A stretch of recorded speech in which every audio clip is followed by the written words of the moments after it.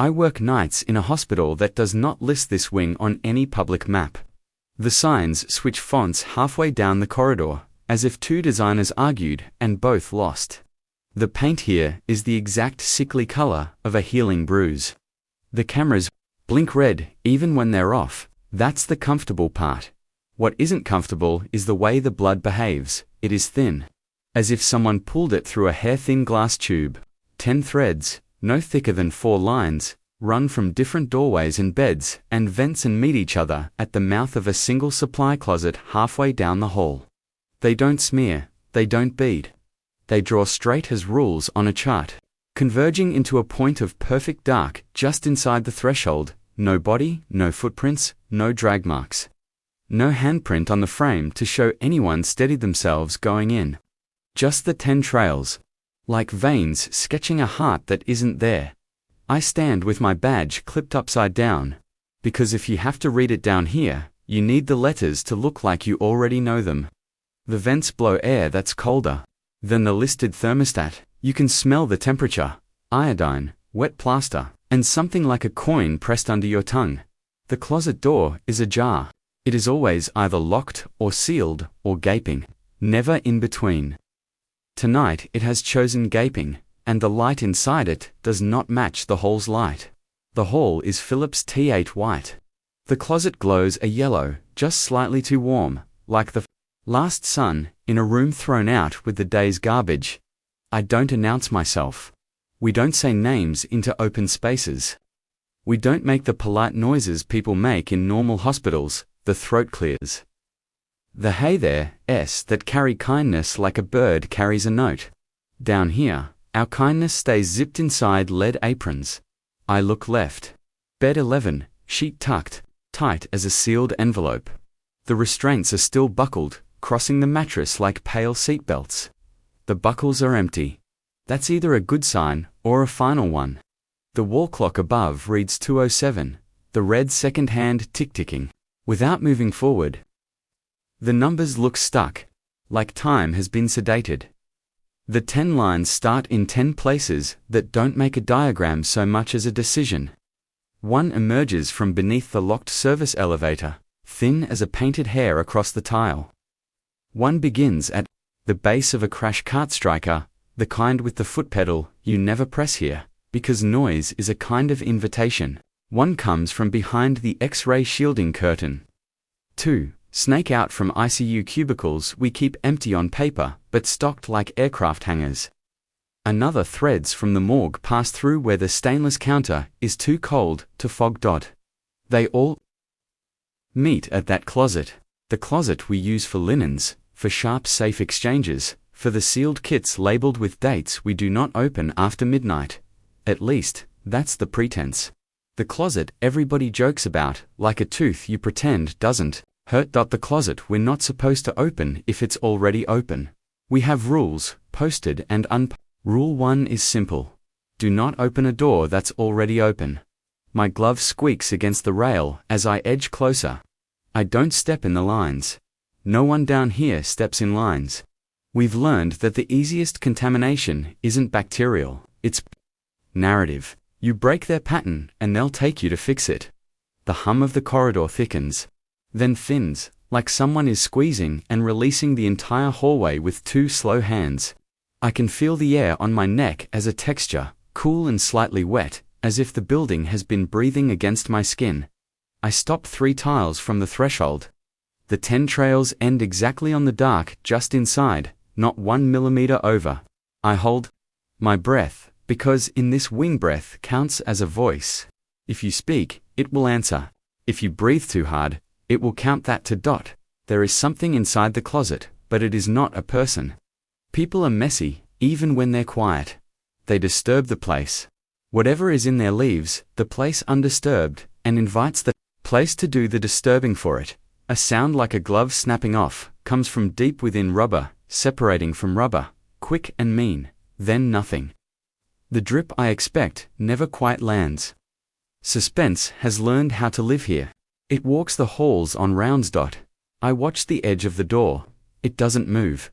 The light leaks exactly the same amount. The yellow glow does not pulsate or strobe. There is no theatrics for our benefit. We are the theater. From somewhere to my right, a soft wheeze. Not a patient, a wheeled thing. The crash cart, maybe, settling, or the idea of the crash cart settling. I don't look. I let the hall exist in the corners of my eyes where it prefers to live. Straight ahead, the closet waits, mouth open, tongue bitten. Smell becomes the loudest sense. Not blood, that metallic lie our noses tell us when we want a villain we recognize. This is cleaner, more expensive. Antiseptic, and citrus, the housekeeping. Supply, we switched to last quarter because it tests better with donors. Bright, almost cheerful, it makes the sour note beneath it, the wet plaster, more honest. Citrus and wet plaster, the bouquet of a lie told by a clean room. My partner isn't here yet. The chief is upstairs where the lights are honest and the clocks move. We're 3 names on paper, but the paper stops at the elevator. Down here, I'm just me, and the thing in the closet is just you. If I'm foolish enough to, granted grammar, I lift my hand. Not to touch the door, never that, to hold it in the air until the shake stops. The glove squeaks against more, embarrassed. I lower it. The hallway hushes for a breath, as if some huge speaker has been muted by a finger the size of the building. Then something small changes. Not the door, not the light. Something behind the light. A shadow shifts where a shadow shouldn't be, crossing the glow without making a new shape. The 10 lines on the floor seem to darken by half, as if blood could blush. I do not step forward. I do not call out. I do the one thing you do in this hospital when a thing pretends to be ordinary. I count 1. I whisper, too soft to be a word. 2, 3. At 4, a second drip joins the first drip we never heard land. At 5, the closet breathes out. Cold touches my face with the exact weight of a coin. At 6, a voice as familiar as my own says, from inside, "Don't be late, it's not mine, it's the one I fell out with." The clock hiccups. Stutters from 2:07 to 2:08, as if time cleared its throat and decided to continue without me. We have a rule about doors that open themselves. We have another about voices that use our names. But there's a third rule we don't put on posters because it doesn't make people feel brave. If the closet is open and it talks like someone you miss, you don't answer it. You ask a different question. I let my breath go, slow enough that the air doesn't notice. And I ask the hall, not the closet. What did you take to pay for that voice? The hall answers the way this place prefers, by changing something I won't notice until it matters. At first, nothing. The closet holds its breath. The 10 hair-thin lines of blood keep their appointments with the dark. My tongue tastes like old coins and antiseptic lemons. Then I realize my watch face is blank, not stopped blank. The crystal is a sheet of milk. Beneath it, no hands, no numbers, no date. A smooth white that reflects me wrong, longer than I am, thinner where I should be wide. That's the price, I think. Time, again. Always the small taxes first. Don't be late, the voice had said. The familiar one. The one I stopped visiting. Footsteps. Not the pantomime that the corridors do to spook us. Real rubber soles, weight and nuance. Someone who knows which tiles complain. I don't turn. People down here earn their approaches. When she stops beside me, the space grows a spine. You started without me, Imani says. I asked a question. I say, it invoiced me. Imani looks at my watch and huffs. Of course it did. She's small where I'm long, long where I'm small. The hospital looks at her and revises itself for a second, the way a bully does when the brave kid walks in. Her hair is braided tight. Her badge is right side up, but the picture is from a life she doesn't admit to. In her hands, the mirror board, the formalin jar with the floating wristwatch, the little paper envelopes of salt and powdered glass that we call sugar if anyone audits us. She inspects the lines without stepping in them. 10. I say, gamma closet again. She sucks her teeth. Is it hungry or vain? Hungry, I say. It used my voice, not yours, she says gently. Her correction lands like a hand on my shoulder. She's right. The deadliest of them didn't come into this hospital on a gurney. It arrived as an agreement in a room with no cameras and a sink that never quite drains. It wore a name then. I gave it one anyway. Names are handles. We try not to give monsters any more to hold.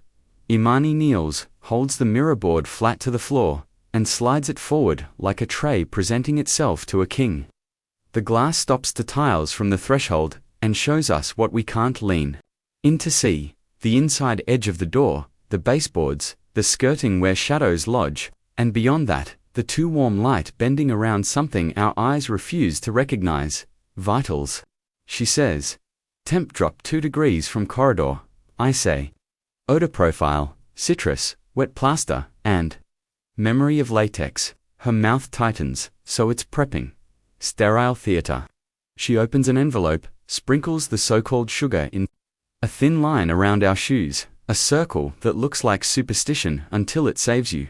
And it called you, my other self, I say. The one who thought he could bargain. Don't romanticize him. She taps the formalin jar.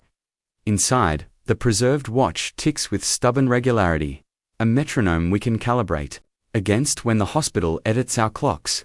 Anchor set. She glances up. You know it's going to ask for attendance. I heard the reminder. Imani studies my face like she's checking pupil response. And we're not going right. Rules are easy to say out loud when nothing familiar is weeping. A year ago Burn Unit Deltawee made a trade with a thing that wanted to catalog our griefs. To lay them out like instruments on a blue drape and label them in tidy print. I thought I could supervise the inventory. I thought if I brought it patients who would have died anyway, those the upstairs doctors had already released into pain, I could force my ledger into balance. It showed me how wrong I was by speaking in a voice I believed deserved mercy. It spoke like my brother. It laughed like the Nightshift security guard who used to smuggle in donuts. It used accents and crackle and silence like scalpels. When I stopped, it did not. I fell out with it the way a cliff falls out with the sea, slowly, then all at once. We're not going, I say. The closet shifts its weight, the way a sleeper does when they decide not to wake. The 10 lines darken a shade. The light inside makes a decision we can't see. Imani sets the mirror upright against her calf, so it faces the closet at an angle. Reflections multiply.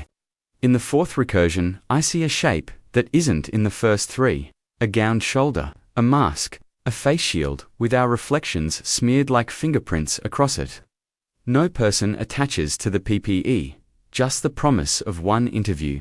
She says, per protocol, we ask questions this hospital expects.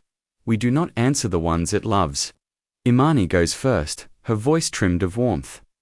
What's the origin of the 10? She asks. The closet answers by pulling its light back. A fraction, revealing the lip of a drain I swear wasn't there before. The blood trails look like they're falling upward into it. Threads feeding a throat. Destination? She asks. The service elevator dings once. The button didn't light. The doors don't open. A simple, clean answer. Up, my turn. What did you take from me? I ask. Not because I don't know, my watch is blank. My head is missing a year that contains a birthday, but because objects confess more than voices do here. From somewhere low and deep, a printer cough. An old label maker spits a strip of plastic that inches out from the dark like a tongue and drops to the floor, face down. Imani frowns, slides it into the mirror view, then flips it with the tip of her pen. Late fee, 1 hour recurring. The label reads. Below it, smaller, interest compounds when you answer. Imani meets my eyes. Don't speak to it in sentences, she says. Words accrue. The elevator dings again, a soft clink, bed restraints buckling themselves back into use, empty loops biting their tongues. The wall clock above bed 11 advances from 2:08 to 2:09 to 2:09 to 2:08. An anxious stutter. Somewhere upstairs, a donor galabana is being straightened. By a hand with too many fingers, say the thing, Imani says. I nod. The thing is the 3rd rule, the one we never write down. When something beloved uses a voice, you miss. You don't argue morals with it. You don't ask it to stop. You ask it where the blood is going. Where are you sending it? I ask. The mirror fogs, then clears. In the 5th recursion only, a door sign hangs crooked. Theatre A, the font is gala-friendly, the kind chosen by committees who vote on welcoming. The arrow points up. Of course it does. Imani straightens. It wants us upstairs, she says softly. With an audience. With a schedule, I say. The blank of my watch face feels heavier than glass. It doesn't like when I miss appointments. Then we make it miss us, she says. Seal and reroute. We work quickly. She scatters more salt glass. I uncap the pen with the backward ink and write our names in mirror on the linoleum, never straight. Never in a line, letters out of order because pattern is payment here. I flick the label back through the threshold with my boot. The closet's light inhales. The 10 lines twitch, unsure which way a vein should run. On my count, Imani says, 3, 2, the formalin jar ticks once, then stops. Not the clock inside, the jar. The glass itself makes a sound. I have no vocabulary. 4, and the air sours like a lemon peeled with a dirty knife. Behind us. The service elevator doors open without a call. The car is full of empty gurneys, strapped down for transport.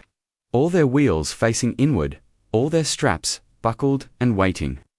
The little inspection certificate in the corner is stamped today's date. From the closet, the voice returns. Smaller, patient. Don't be late, it says. And this time it uses a voice I haven't heard in years, a voice that has no right to be here. It says my name, the way my mother used to when she'd found my shoes by the door. Relieved and disappointed at once, Imani squeezes my elbow hard enough to register. Ask it, she whispers. I keep my eyes on the mirror, on the 5th recursion, where Theatre A winks at me like an invitation written in someone else's blood. I don't answer my mother's voice. I give the hospital the one question it cannot pretend not to understand. What happens if we arrive early? The hospital answers my question by printing something we can't refuse. From the darkness of the closet, the label maker coughs again and slides out a strip that curls on the tile. Imani scoops it with the tip of her pen and turns it over. Early admission, identity deposit required. Under it, in smaller type that looks ashamed of itself, refunds, not guaranteed. She clicks her tongue. That's not a fee, she says. That's a lien. What does it take? I ask. The service elevator dings a 3rd time. In the open car, the inspection certificate has gained a new line in faint grey. Occupant of record. Under that, a blank. Imani looks at me, and then at my milk-white watch face. It wants a name, she says. Or the hour attached to one. We'll give it neither. I say, that's not the offer, she says, but she's already moving. She slips the mirror board into the elevator so it leans against the back rail, reflecting the doorway back at itself. She sprinkles a ring of salt glass along the car's threshold, an unbroken halo thin as breath. She sets the formalin jar in the corner where someone's foot won't kick it. And she presses her fingers to the glass like you press a pulse. The preserved watch inside ticks there, steady again. I uncapped the backward ink pen and write a note. On the inspection, certificate's blank, a scrambled version of mine. Letters out of order, mirrored and crossed with lines that mean nothing to anyone but the hospital's appetite. It likes lines. It can eat these. The elevator chimes as if pleased. The light above the doors flips from nothing too early, in a polite font donors, like Imani nods once and steps in. Don't answer anything it asks, she says. Ask only locations and trades. I step beside her. The doors close with the soft resolve of a theatre curtain. The car moves without vibrating. A glide that feels like falling turned sideways. Floor numbers on the panel repeat as if the building can't bring itself to admit how high we're going. 1, 1, 2, 2, 3, 3. For a moment, we're in an impossible floor that lives between 3 and 4, where the ceiling breathes and the vent smells like oranges and old plaster. Then we're through, the mirror reflecting our faces and the doorway behind us, and, deeper. A suggestion of an audience taking their seats. Identity deposit, Imani murmurs, watching the panel. It'll try to collect on arrival. We brought a proxy, I say, tilting my chin at the mirror. The hospital can have a name. Just, not ours. The doors open on theatre, a dot. It is a surgical suite, and an amphitheatre, and a gala venue, none of them honestly. The table in the center is too clean, the kind of clean you achieve by replacing the idea of dirt with the idea of antiseptic. Above it, light booms hang like white fruit. The gallery seating beyond the glass is empty but impressed upon, cushions slightly bowed as if people have just stood. Far above, polished donors' names curve in a ring, gilded and soft, a benefactor's crown. On the floor, the 10 hair-thin lines of blood have already arrived. They run toward the table from directions that don't make architectural sense, and climb the steel legs without dripping. On the far wall, a caseboard waits with a laminated schedule. The top line reads, Attendance correction. Surgeon, patient, dash. The dashes are deliberate, they're invitations, the hospital loves it. When we fill blanks, Imani heads straight to the board, sliding the mirror into a position that lets us see it, and the table at once. She pulls a laminated card from her pocket. The kind our wing prints for drills. Gamma closet. Debridement with 2 fingers, she palmed it under her sleeve, the way a street magician folds a coin. Now she clicks it into the slot with an ordinary motion that looks like routine and rings like sabotage. The letters sit there, innocent. The board adjusts its font to match. Debridement. The table seems to tilt a hair toward the idea of being the patient instead of the hunger. A small, good shift. Water begins to run in the scrub sink. No one has touched the faucet. It runs the way a metronome ticks, precise and indifferent, never gaining, never losing. The drain gulps, stops, gulps. Lights behind the glass warm too. A welcoming glow that makes everyone prettier and nothing safer. Identity deposit. The room says without saying dot, it prints forms, consent, chain of custody, attendance. The signature lines glimmer faintly. On the rolling mayo stand, a pen lies waiting. It is our pen, the backward dink one I thought I still held. Imani doesn't reach for it. Locations and trades, she reminds. I keep my eyes on the mirror. Where is the patient? I ask. The laminated debridement card fogs and unfogs as if breathing. The table's height adjusts without human hands. The 10 blood threads lift like violin strings expecting a bow. Where is the patient? I repeat, dot above. The donor names brighten. Beyond the glass, shadows gather in the cheap seats. The suggestion of collars, programs, checkbooks. A nurse shape appears at my shoulder, the outline of a nurse. The competence without the personand offers me a mask and cap. When I don't take them, it offers again, polite, certain. Where is the patient? I ask a third time. The scrub water reverses. It flows up my wrists without touching me, and I feel fingers I don't own, tracing the lines of my palms, as if grading an exam. On the board, the second blank fills itself. Patient theatre, A, not the closet, the room. Imani smiles without humor. Good, she says. Operating on the room is like taking a bite out of a mouth. Surgeon, I ask. The first blank flickers. For a heartbeat, it shows my name. Then my brother's. Then a donor's. Then nothing at all, and that emptiness is worse. You can't fight a lack. Imani steps between me and the stand as the mask tries again. We arrive early, she says quietly, to choose our positions. If we're late, it casts us. What positions do we get? I ask the theatre. The answer is choreography. The lights over the table settle to a grid. The clamps on the instrument tray stand up straight, as if called to attention. The gallery glass polarizes so we can no longer see the spectators, only our reflections and the soft ghost of our movements. The door to the service corridor clicks. On the floor, a painted footprint appears where none was. Size a little smaller than mine, toes pointed at the sink. It wants me to scrub. It wants me clean and obedient. It wants me to forget which voice it used to call me. Imani taps the mirror with her knuckle. You asked, she says. Now take the position that wounds it. What position is that? She motions at the debridement card, at the table. Not surgeon, she says. Not nurse, circulator. Circulators move around the edges, control the room without touching the body. They open doors. They change what gets in. They reroute, not in size. I nod once. I don't put on the mask.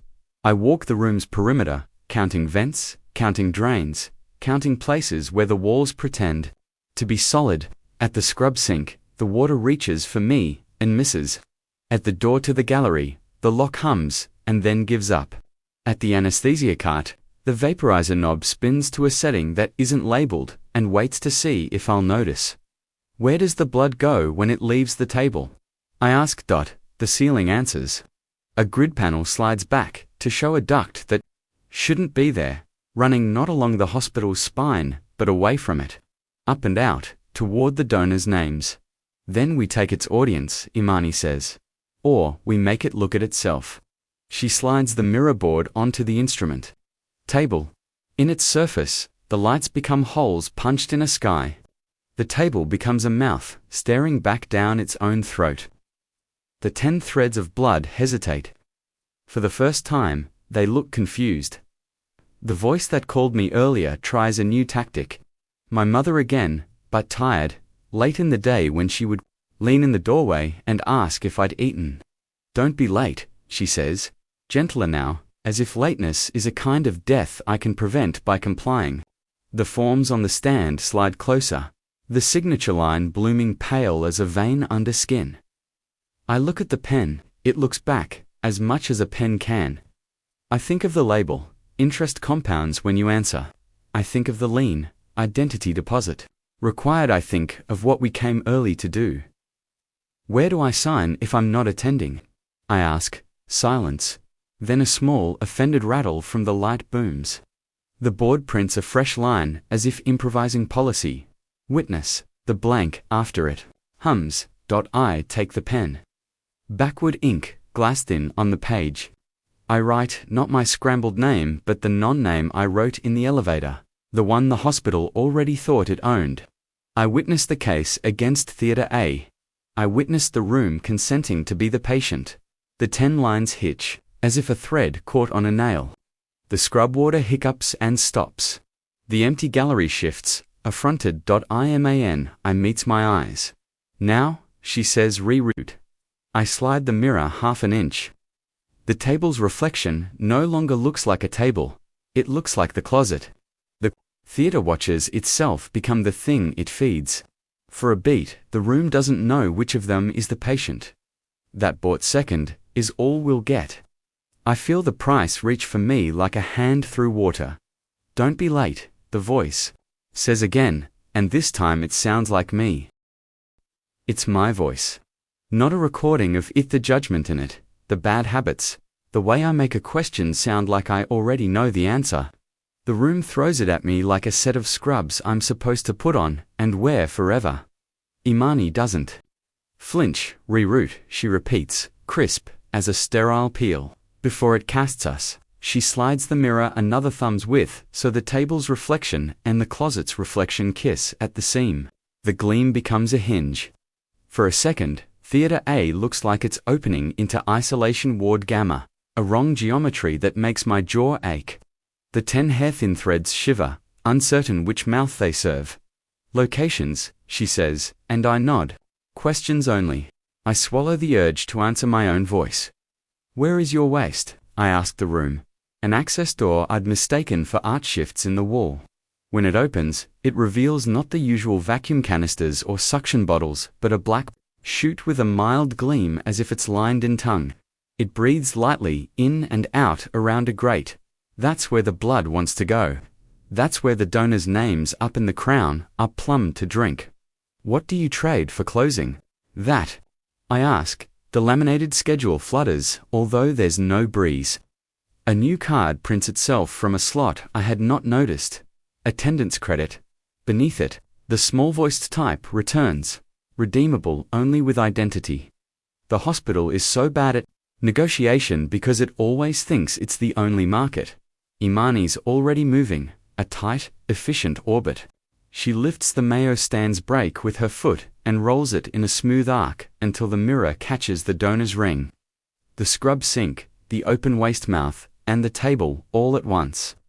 The reflection becomes a diagram drawn by a child who knows more geometry than honesty. She palms a second drill card from her sleeve transfer order. Internaland clicks it into the slot, just under debridement. The board accepts it with a little, greedy hum. Transfer order. Theatre A gives Gamma Closet reads across the top in cheerful, donor-safe font. Somewhere behind the glass, something like applause, airless and dry as receipts. Routing point, I ask, keeping my voice flat. The light booms dip. Fractionally, on the ceiling, a circle of plaster darkens like a bruise, right where the mirror's edge reflects the closet's imagined mouth. The room is trying to be helpful the way a predator is when you walk toward the den it wants for. You trade for shutting gallery intake, I say, and the donor's ring brightens. A strip of frosted glass above the seats unfrosts just enough to show silhouettes. Heads turning. Programs rustling. A person scratching their jaw with the back of their hand.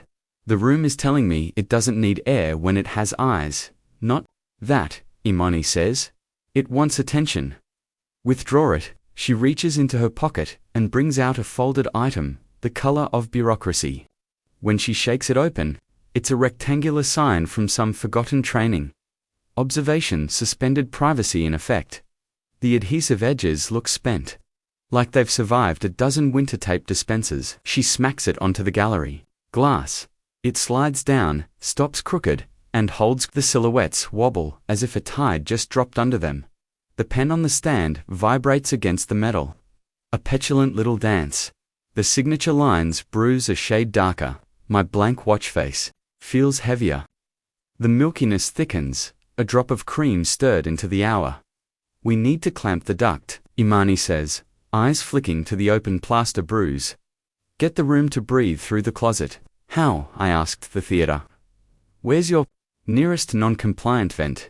A vent in the corner clicks and clicks like a tongue stuck to the roof of a mouth. The screws are smiley-faced proprietary and ask for a tool no one truly owns. We don't open it, Imani says. We it. She plucks a roll of instrument tape from the tray. Yellow, the color we use for biohazard path sand, tears a strip cleanly with her teeth. On it, she writes, with our backward ink pen, return. She climbs onto the foot of the table with surgical balance and slaps the tape across the vent's grill. Then a second piece that says to sender. The room bristles. Its lights flutter not. With failure but offense, in the mirror, the closet's open throat looks wider, hungrier. The bruise on the ceiling paler. The 10 threads sway toward the mirror as if sniffing a current. Documentation, I say, buying seconds, baiting it with the thing it loves. Where do I send the transfer record? The schedule board spits another label with theatrically embossed letters, Case File Archives Donor Relations. The A's are a little too proud of themselves. The donor crown brightens one stop more. Imani gives me a look that could strip a decal. No, she murmurs. Archives is a stomach with shelving. Donor relations is the mouth. Where, then? I asked. The formalin jar in the elevator shivers. Though the elevator door stays closed. The preserved watch inside ticks twice fast, then resumes its measured pace. In the mirror, the elevator is a small silver eye, lid half lowered, waiting to see which way our blood will fall. Send it to housekeeping, Imani says, and now she bares her teeth. They are the only honest gods here. She grabs a pack of orange stickers from the side of the anesthesia cart biohazard waste and slaps them on the transfer card, on the mayo stand, on the floor between the table and the mirror, making a path like a rosary laid down in traffic. Each sticker is a small prayer in a language the room recognizes but doesn't respect. That's fine. We only need recognition. Where does housekeeping receive? I ask the theatre. The scrub sink gurgles and goes still. The drain's chrome cap unseats itself with a polite shrug. The whole waiting there is common and blessedly dull. Pipes, gravity, work. The gallery glass hums like a throat containing a swallow it regrets. The silhouettes blur harder, and behind them something puts its hands against the glass and leans, testing. The donors want their show back. Theatre A wants to give it to them so badly, the tiles tighten under my soles. My voice, a new angle. The line starts at you, it says, as if kindly, as if that absolves. All debts trace to a signature. I look down. A tiny red crescent blooms on the cuff of my glove. The kind of nick you don't feel until you see it. A hairline of blood beads, unsure of which way gravity lies in here. It threads out, obedient, toward the nearest of the 10. An 11th line, delicate as a crack in ice, reaches for me like a thank you note. Imani catches my wrist with 2 fingers and lifts it so the bead pauses.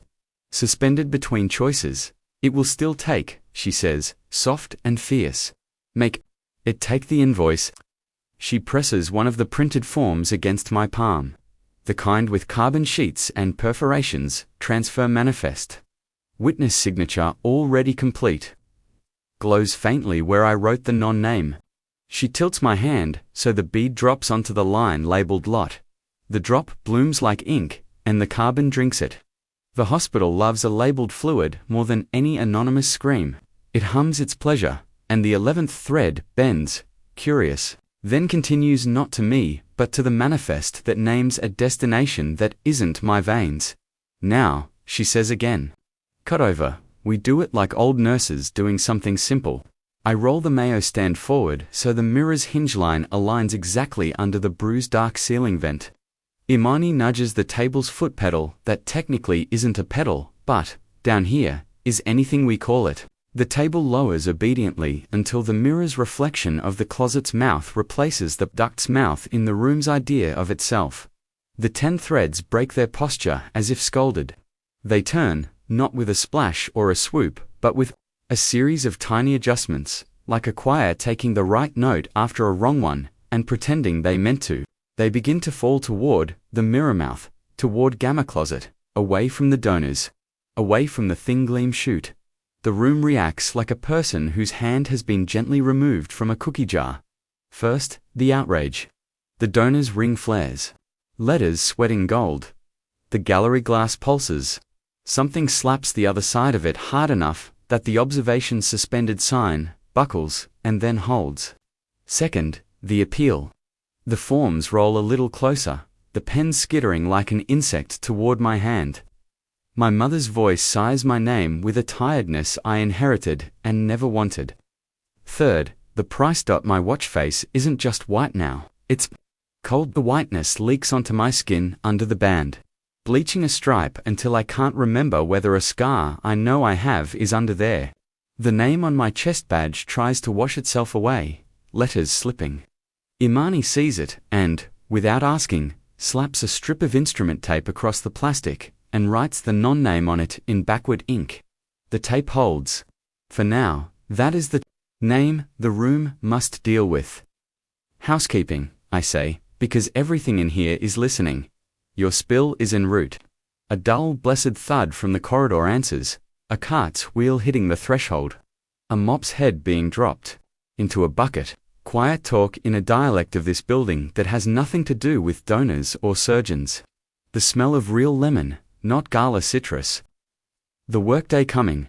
The 10 threads reach the mirror and disappear as if they're being refiled. The bruise in the ceiling fades. The black chute clicks shut like a clamp turned by a sensible hand. Theatre sags. It doesn't stop wanting. It never will. But it is tired in a way we can use. Imani hops down from the table, breath careful, eyes bright. Early, she says, as if that's a spell. Early and uncrust. I nod. The pen trembles on the stand, still begging. I take it, and place it decisively in the sink, where water cannot start by itself just now. I put the forms back on the tray with their own kind. The way you put a knife back with forks so it learns manners. Where does the late fee collect from now? I ask. The label maker spits one last strip and drops it on the floor. Collection. Suspended C housekeeping. Smaller type. Interest accrues when you are SVP, then we don't, Imani says. She looks up at the donor's ring and bares her teeth full. Wolf white under theatre light. Show's over. In the mirror, the closet is less a mouth than a bruise healing. On the gallery glass, the silhouette's thin, the observation suspended. Sign slides another inch and stops as if embarrassed. The elevator pings, patient as a nurse at the end of shift. My voice tries once more, low and coaxing. Don't be late. Send it to housekeeping, Imani says, and now she bares her teeth. They are the only honest gods here. She grabs a pack of orange stickers from the side of the anesthesia cart biohazard waste and slaps them on the transfer card, on the mayo stand, on the floor between the table and the mirror, making a path like a rosary laid down in traffic.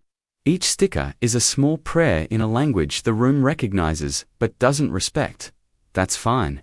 We only need recognition. Where does housekeeping receive? I ask the theater.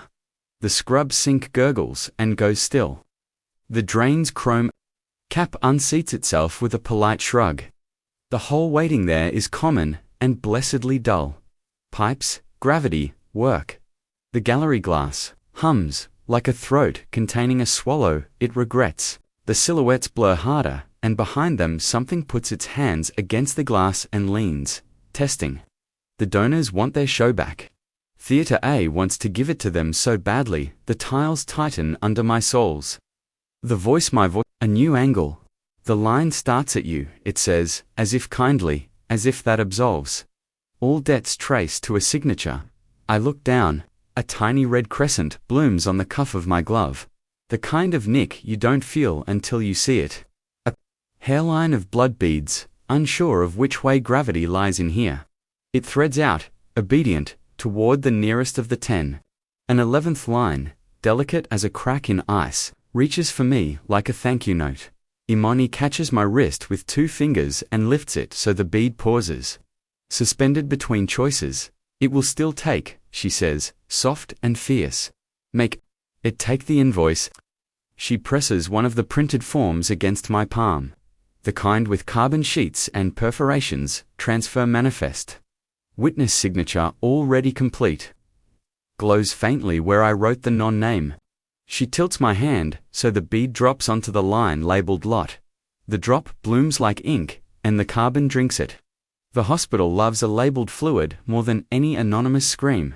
It hums its pleasure, and the 11th thread bends, curious, then continues not to me, but to the manifest that names a destination that isn't my veins.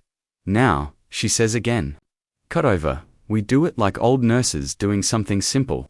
I roll the mayo stand forward so the mirror's hinge line aligns exactly under the bruised dark ceiling vent. Imani nudges the table's foot pedal that technically isn't a pedal, but, down here, is anything we call it. The table lowers obediently until the mirror's reflection of the closet's mouth replaces the duct's mouth in the room's idea of itself. The 10 threads break their posture as if scolded. They turn, not with a splash or a swoop, but with a series of tiny adjustments, like a choir taking the right note after a wrong one, and pretending they meant to. They begin to fall toward the mirror mouth, toward Gamma Closet, away from the donors, away from the thin gleam chute. The room reacts like a person whose hand has been gently removed from a cookie jar. First, the outrage. The donor's ring flares. Letters sweating gold. The gallery glass pulses. Something slaps the other side of it hard enough that the observation suspended sign buckles and then holds. Second, the appeal. The forms roll a little closer, the pen skittering like an insect toward my hand. My mother's voice sighs my name with a tiredness I inherited and never wanted. Third, the price. My watch face isn't just white now, it's cold. The whiteness leaks onto my skin under the band, bleaching a stripe until I can't remember whether a scar I know I have is under there. The name on my chest badge tries to wash itself away, letters slipping. Imani sees it and, without asking, slaps a strip of instrument tape across the plastic and writes the non-name on it in backward ink. The tape holds. For now, that is the name the room must deal with. Housekeeping, I say, because everything in here is listening. Your spill is en route. A dull, blessed thud from the corridor answers, a cart's wheel hitting the threshold. A mop's head being dropped into a bucket, Quiet talk in a dialect of this building that has nothing to do with donors or surgeons. The smell of real lemon, not gala citrus. The workday coming. The 10 threads reach the mirror and disappear as if they're being refiled. The bruise in the ceiling fades. The black chute clicks shut like a clamp turned by a sensible hand. Theatre, a sags. It doesn't stop wanting. It never will. But it is tired in a way we can use. Imani hops down from the table. Breath careful, eyes bright. Early, she says, as if that's a spell. Early and uncrust. I nod. The pen trembles on the stand, still begging. I take it and place it decisively in the sink, where water cannot start by itself just now. I put the forms back on the tray with their own kind. The way you put a knife back with forks so it learns manners. Where does the late fee collect from now? I ask. The label maker spits one last strip and drops it on the floor. Collection. Suspended C housekeeping. Smaller type. Interest accrues when you are SVP, then we don't, Imani says. She looks up at the donor's ring and bares her teeth full. Wolf-white under theodolite. Show's over. In the mirror, the closet is less a mouth than a bruise healing. On the gallery glass, the silhouette's thin. The observation suspended. Sign slides another inch and stops as if embarrassed. The elevator pings, patient as a nurse at the end of shift. My voice tries once more, low and coaxing. Don't be late. I turn my blank watch toward the room, the way you might offer a patient a mirror after a bad surgery. We're early, I say. And I make it a question only the building can answer. The elevator dings like a throat cleared for bad news and lets us back into the corridor. The air has a real smell now, human and unfancy. Damp cotton, old soap, lemons that were once attached to trees. The sound arrives first wheels, that squeal only when they've earned the right hand, then the cart rounds the corner. Pushed by a woman with her sleeves rolled and her hair pinned like a decision. Her grey shirt says housekeeping in block letters. The name strip beneath is a white rectangle with nothing in it. The man beside her walks with the weight-forward economy of people who know where water will run before it does. Their cart is an altar. Red bags folded like origami, mop head wrapped in plastic like an organ on ice, a dented time clock bungee tied to a pole. You rerouted to us. The woman asks, eyes passing over our badges without ever landing. We did, Imani says. Transfer manifest. I hand over the carbon set with the bead of my blood dried into the lot line. She doesn't read. She feeds the top edge into the battered time clock and yanks the lever. The machine punches a stamp that says early in purple that used to be black. She tears off the stub and tucks it into her breast pocket as if it's a photograph. We don't sign, she says. Receipt. Gamma closet, Imani says. The man nods and sets a doorstop in the service stair we never use, the one that hates us. The door thinks about closing on his hand and then thinks again. He squeezes the mop bucket once, as if testing a heart, and we move as a unit. Cart, Imani, me. Donor posters on the corkboard try to smooth themselves as we pass. The staples hold. The closer we get, the more obedient the blood becomes. The 10 threads lie tight along the baseboards, not dribbled, but drawn, as if a draftsman got promoted to artery. They converge on the closet like commuters who forgot they had a weekend. The light within is still that wrong yellow. The gala after the gala.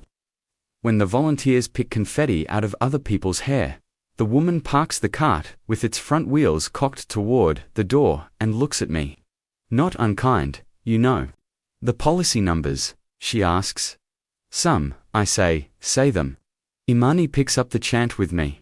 Policy 11, don't open a door that's already open. Policy 9, do not answer a borrowed voice. Policy 3, arrive early to choose your position.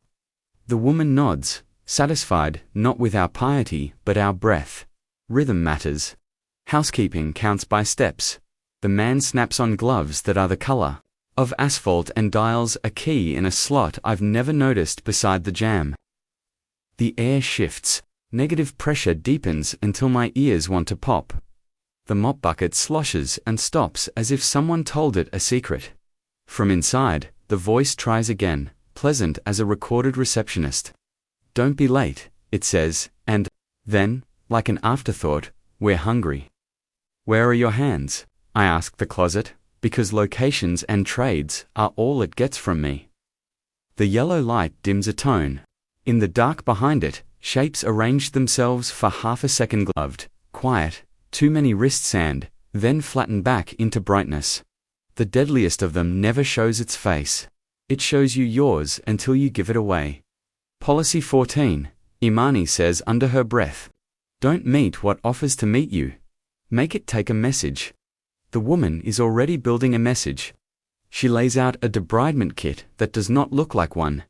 Industrial lemons, real ones, knuckles of salt in paper, a spool of string with a knot where someone else cut it, a squeegee chipped at one corner. A hotel-size bar of soap with the wrapper peeled halfway, a stack of orange biohazard stickers slumped like a broken deck of cards. Last, she sets a metal sign on the floor face down. I glimpsed the words "Cleaning in Progress" stamped backward in relief. Where does this room throw away its ideas? She asks me, like a teacher with no patience for wrong answers. The chute, I say. The black one. We closed it. Good, she says. Then we'll bag the leftovers. She clicks open the lid of a red bag as if opening a mouth. The air from the closet gusts at the same moment, catching the bag and bellies it outward. Like a sail, the man with the asphalt gloves catches the rim with his forearm and holds a human wind. The gust smells like the idea of citrus and the reality of wet plaster and the third thing I don't name. The voice upgrades its tactic. I know you, it says. It does not say my name. It says the way my mother used to inhale before she said it. Then it laughs like a friend I buried on a Tuesday. Then it uses a sound I didn't know I missed. My own breath when I was 20, and sure. Imani's hand finds my sleeve and squeezes my elbow until bone remembers bone. Policy 2. She says, if it sounds like mercy, it's after your consent. Where is the copy of the consent? I ask. Paper rustles in the dark. A sheaf slides outward across the threshold, nudged by nothing, and polite about it. The top page is the one I signed a year ago, with a hand I pretend was someone else's. It has my real name. Printed, neat, and permanent. The signature loops taste like metal in the back of my mouth. The woman doesn't look at the name. She pinches the corner and feeds the whole set into a hinged slot on the cart I'd taken for a toolbox. There's a sound like a zipper bitten, and when she opens the hatch again, it's empty except for heat. The chewer, people call it, when they're being kind. She's not being kind. She's doing work.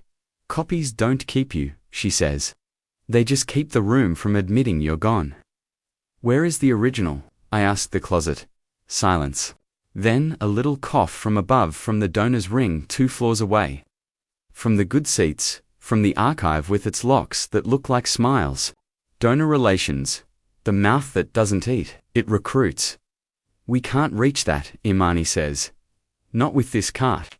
So we make this the only doorway it can use, the man says, and his voice is sandpaper and patience.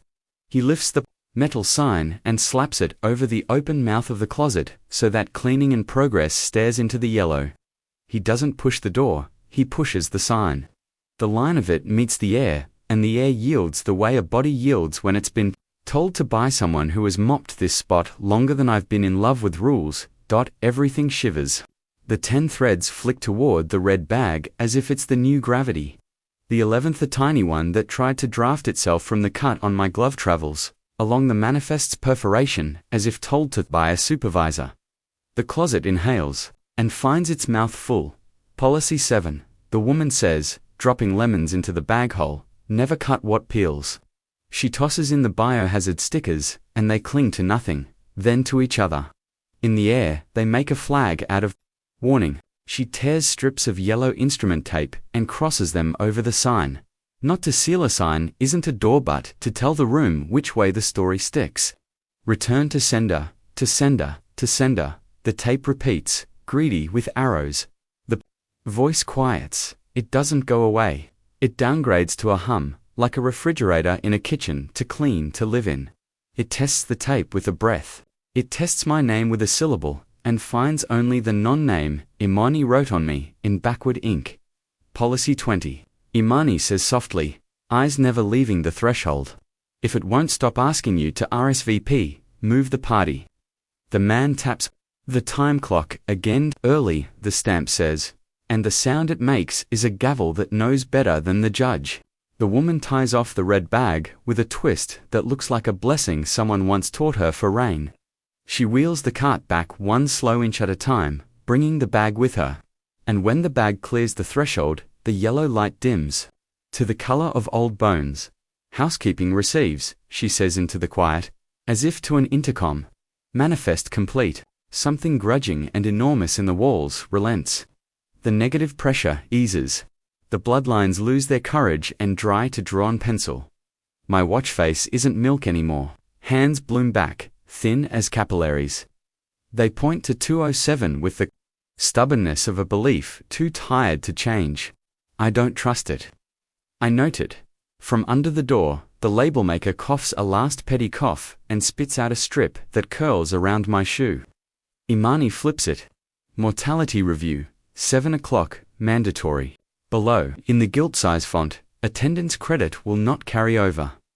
The woman tucks the strip into the cart's side, like a receipt from a purchase she didn't make. You bought hours, she says. Spend them, will the closet hold?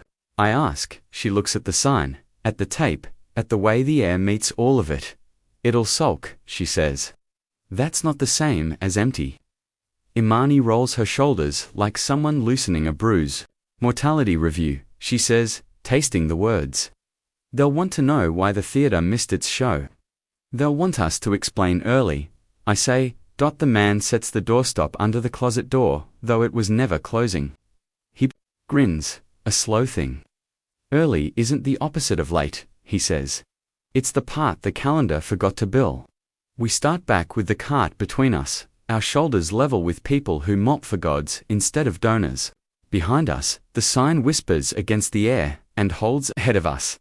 The corridor puts on its wrong fonts and its healed bruise paint and pretends to be normal. Somewhere far above, programs rustle as a crown of names decides whether to come. Down here, where they can't be gilded, my watch ticks once, daring me to believe it. I don't. We write our report, Imani says. Then we dress for a review that isn't about death. What is it about? I ask. She smiles, teeth small. An absolute. About whether we belong to the room, she says, or the work. We have 53 minutes until the review that claims it isn't about death. I don't trust how much time I think that is. In the locker room, outside Gamma, the faucets cough like smokers, and the vending machine hums a pitch that makes my teeth want to grind. Imani ties her braids higher, smooths her scrub top, and lays our small arsenal on the bench between us. The mirror board, the backward ink pen, 2 envelopes of salt glass, the housekeeping receipt stamped early, and a single orange biohazard sticker she's ironed flat with her palm until it looks like a badge. Rules for meetings, she says, counting like beads. Don't sit where the room wants you. Don't eat anything you didn't bring. Don't answer questions that have your name printed near them. And arrive early, I say. She nods and taps the early stub. To choose position, we take the service corridor that pretends it's a shortcut. The walls swap fonts midway, from stern to soothing, as if someone decided grief needs kerning. Donor photos line one stretch. Sepia smiles behind glass that tries not to reflect us. The smell upstairs leans hard on baked goods. Citrus again, candied into glaze. Conference citrine is set with gospel certainty. The glass table is long and soft-edged, the kind that makes assistants rehearse how to place water glasses without clinking. Name tense, stand at attention, our names spelled correctly in a font chosen to flatter. The chairs know the weight of the chief, the risk manager, the donor liaison, and the consultant from a company that has pathways in its name. No clocks on the walls. The only timekeeper is the screen at the far end, black for now. A mouth waiting to open. We are early enough to make that mouth chew itself. Imani takes the witness chair back row, slightly off-center, the place a room, forgets when it counts and slides the mirror board under the edge of the table, so it catches both the screen and the row of name tents. I walk the perimeter, not touching anything, counting vents, exits, the way the carpet's nap lies. In the corner, a plastic ficus gathers dust with admirable honesty. On the credenza, a tray of pastries makes the room smell like the ghost of a breakfast it promised to cater. Someone has chosen lemon poppy seed. You see the trap, Imani murmurs. The trap is kind. At each seat, a stapled agenda with our names at the top. The first bullet, attendance. Then mortality review with a hyphen as if it's two smaller things. Then action items, which is where the fees hide. The chief comes in 3 minutes later. Early enough to believe she isn't late. Her suit fits like a decision. Her eyes are the color of a screen that's already opened your file. She smiles at us as if our presence is a surprise that makes her day nicer. You too, she says. You look like you've had a night. We brought our work, Imani says, and the chief's smile shifts half a degree. She doesn't like the idea that work can move freely in and out of rooms without a badge. The risk manager and the donor liaison arrive together in a wash of perfumed competence. They carry binders, dull navy, stamped with the hospital's leaf. Logo in silver. The donor liaison makes a line for the pastries and plucks a lemon twist with spotless fingers. You must try these, she says, to no one human. They're divine. Divinity here means citrus and glaze. I keep my hands in my pockets and watch the screen. It wakes itself. A crisp chime, a splash screen with the leaf logo uncurling. Then the title slide, Mortality Reviews 7 o'clock. The font is gala-friendly. The cursor blinks with the impatience of an usher. Shall we? The chief says, businesslike, and we shall. We are early, but the room knows how to make early kneel. Attendance, the risk manager says. Please sign. He pushes a clipboard with a pen leashed to it by a chain. The signature lines shine faintly, as if someone buffed them. I don't. Imani doesn't either. She slides the housekeeping early stub across the table so it sits on the chain like a cuff. Receipt, she says. We don't sign, we witness. The donor liaison bristles. This is merely to confirm what location does the attendance record store in. I ask questions only. Locations and trades, they all blink. Not the room, the software obliges. In the upper right of the slide, a tiny folder icon blossoms, just for us. Archives gives donor relations, gives attendance, it reads. And each arrow is a throat. Thank you, Imani says. As if the software has testified. The chief clears her throat gently, moving us along. Case 1, she says to the screen. Corridor, supply closet. Blood trails. Staff response. The slide advances. The photos are clean enough to show to donors. The 10 lines rendered tasteful. The closet's light corrected to a warm tone. No voices in a photo. No labels spitting det.imani speaks before the chief can. We rerouted waste away from Theatre A, she says, voice clipped. We engaged housekeeping per policy. We preserved identity assets. We prevented unauthorized attendance. That's not a standard phrase, the risk manager says. It will be, Imani says. The screen adds a box, titled Action Items, like a stage direction that can't help itself. To the right of it, a small camera icon glows. The software wants us to consent to recording. The button says RSVP. Where does the recording go? I ask, and the folder tree reveals itself again, helpful. Greedy archives gives quality, gives pathways, gives case studies, gives donor dinners. Donors dine on stories that learned not to bleed. The chief's gaze flicks to me, wary now. We can proceed without. Where is the minutes taker? I interrupt. The donor liaison smiles over her lemon twist. Oh, that's built in, she says. It captures while we location, Imani says. The cursor darts like a caught bird, then lands in the black border under the slide. Minutes. Auto. Live destination. Attendance. The typography looks sorry for itself. Make the minutes the patient. Imani whispers. I stand, and every chair in the room registers it. We will witness, I say, careful as a nurse inserting a line, we won't attend. The screen wants to argue, but software is only a mouth. I take the backward dink pen from the witness row and lean to the nearest agenda. On the top, beside my printed name, I write the non-name the hospital hates and has to honor now. Then I flip the agenda over so the printed side faces the table, and the blank side faces up. I do the same to Imani's. The room sucks its teeth without a sound. Where does the minutes input live in this room? I ask. The donor liaison laughs. A brittle thing. The microphones, of course. Location, I repeat. The ceiling panels above the table faintly darkened where the mics hide. The ficus in the corner shifts, leaves quivering like a hiss. The pastries give off a brighter scent, trying to bait breath. Imani tears open an envelope.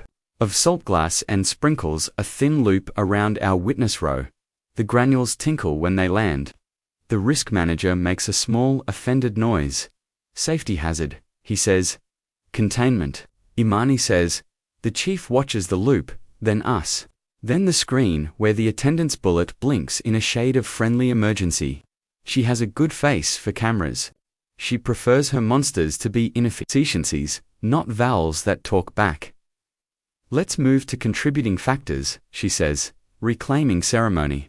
Her hand hovers over the RSVP button and doesn't press. I like her a little for that location. I say, one more time, softer now. Where do contributing factors go once we name them? The folder tree opens like a throat swallowing. Just Culture gives training, gives pathways, gives donor dinners. The chief sees it too. Some of the color leaves her face. She is not a donor. She's a person who survives donors. Her hand drops. Imani slides the mirror board out from under the table and leans it on the opposite chairs so it reflects the screen back at itself. In the glass, the slide's crisp blue dims, not because the projector weakens but because the image sees itself as a patient flat on a table, bright lights pouring into its mouth. The cursor slows, embarrassed. Witness only, Imani says into the mic's hungry ceiling. Minutes to housekeeping, the software thinks about refusing. It was not built for refusals from our floor. Then, indulgent as a parent, faking a smile, it pops up a box. Destination, overrider, you sure? The default button is no dot. I produce the orange biohazard sticker from my pocket and stick it dead center on the glass table. In the path between the clipboard and the RSVP button, I write housekeeping on it in backward ink, careful letters. The sticker's adhesive takes hold with a tacky little sound. Now I'm sure, I say. Something tall and sour in the walls exhales. The screen blinks. Once, twice. Destination, housekeeping, it concedes. Below, smaller, attendance credit suspended. The donor liaison frowns, lemon twist wilting. We really do need names, she says, brittle cheery. For the donors, to show accountability. Witnesses, Imani says, tapping the early stub. Receipts. A line of text prints across the bottom of the slide, as if the program couldn't hold itself back. Late fee, 1 hour recurring, waived, pending cleaning. I breathe, in the smell of real lemon under the glaze, the kind that has pith and seeds and a history. It steadies me. For the first time since 2:14, my watch hand moves with a motion that might be time and not appetite. The chief watches the loop, then us, then the screen where the attendance bullet blinks in a shade of friendly emergency. She has a good face for cameras. She prefers her monsters to be inefficiencies, not vowels that talk back. Let's move to contributing factors, she says, reclaiming ceremony.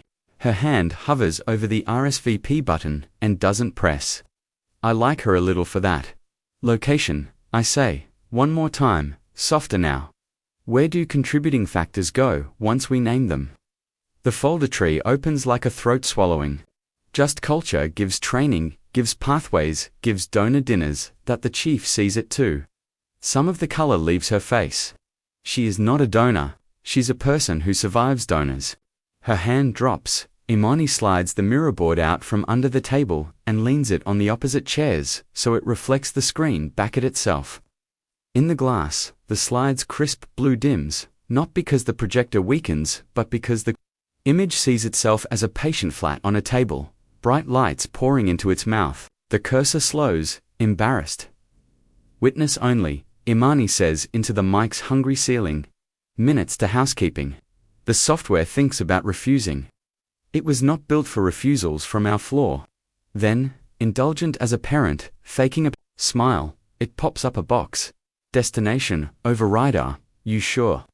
The default button is no dot. I produce the orange biohazard sticker from my pocket and stick it dead center on the glass table.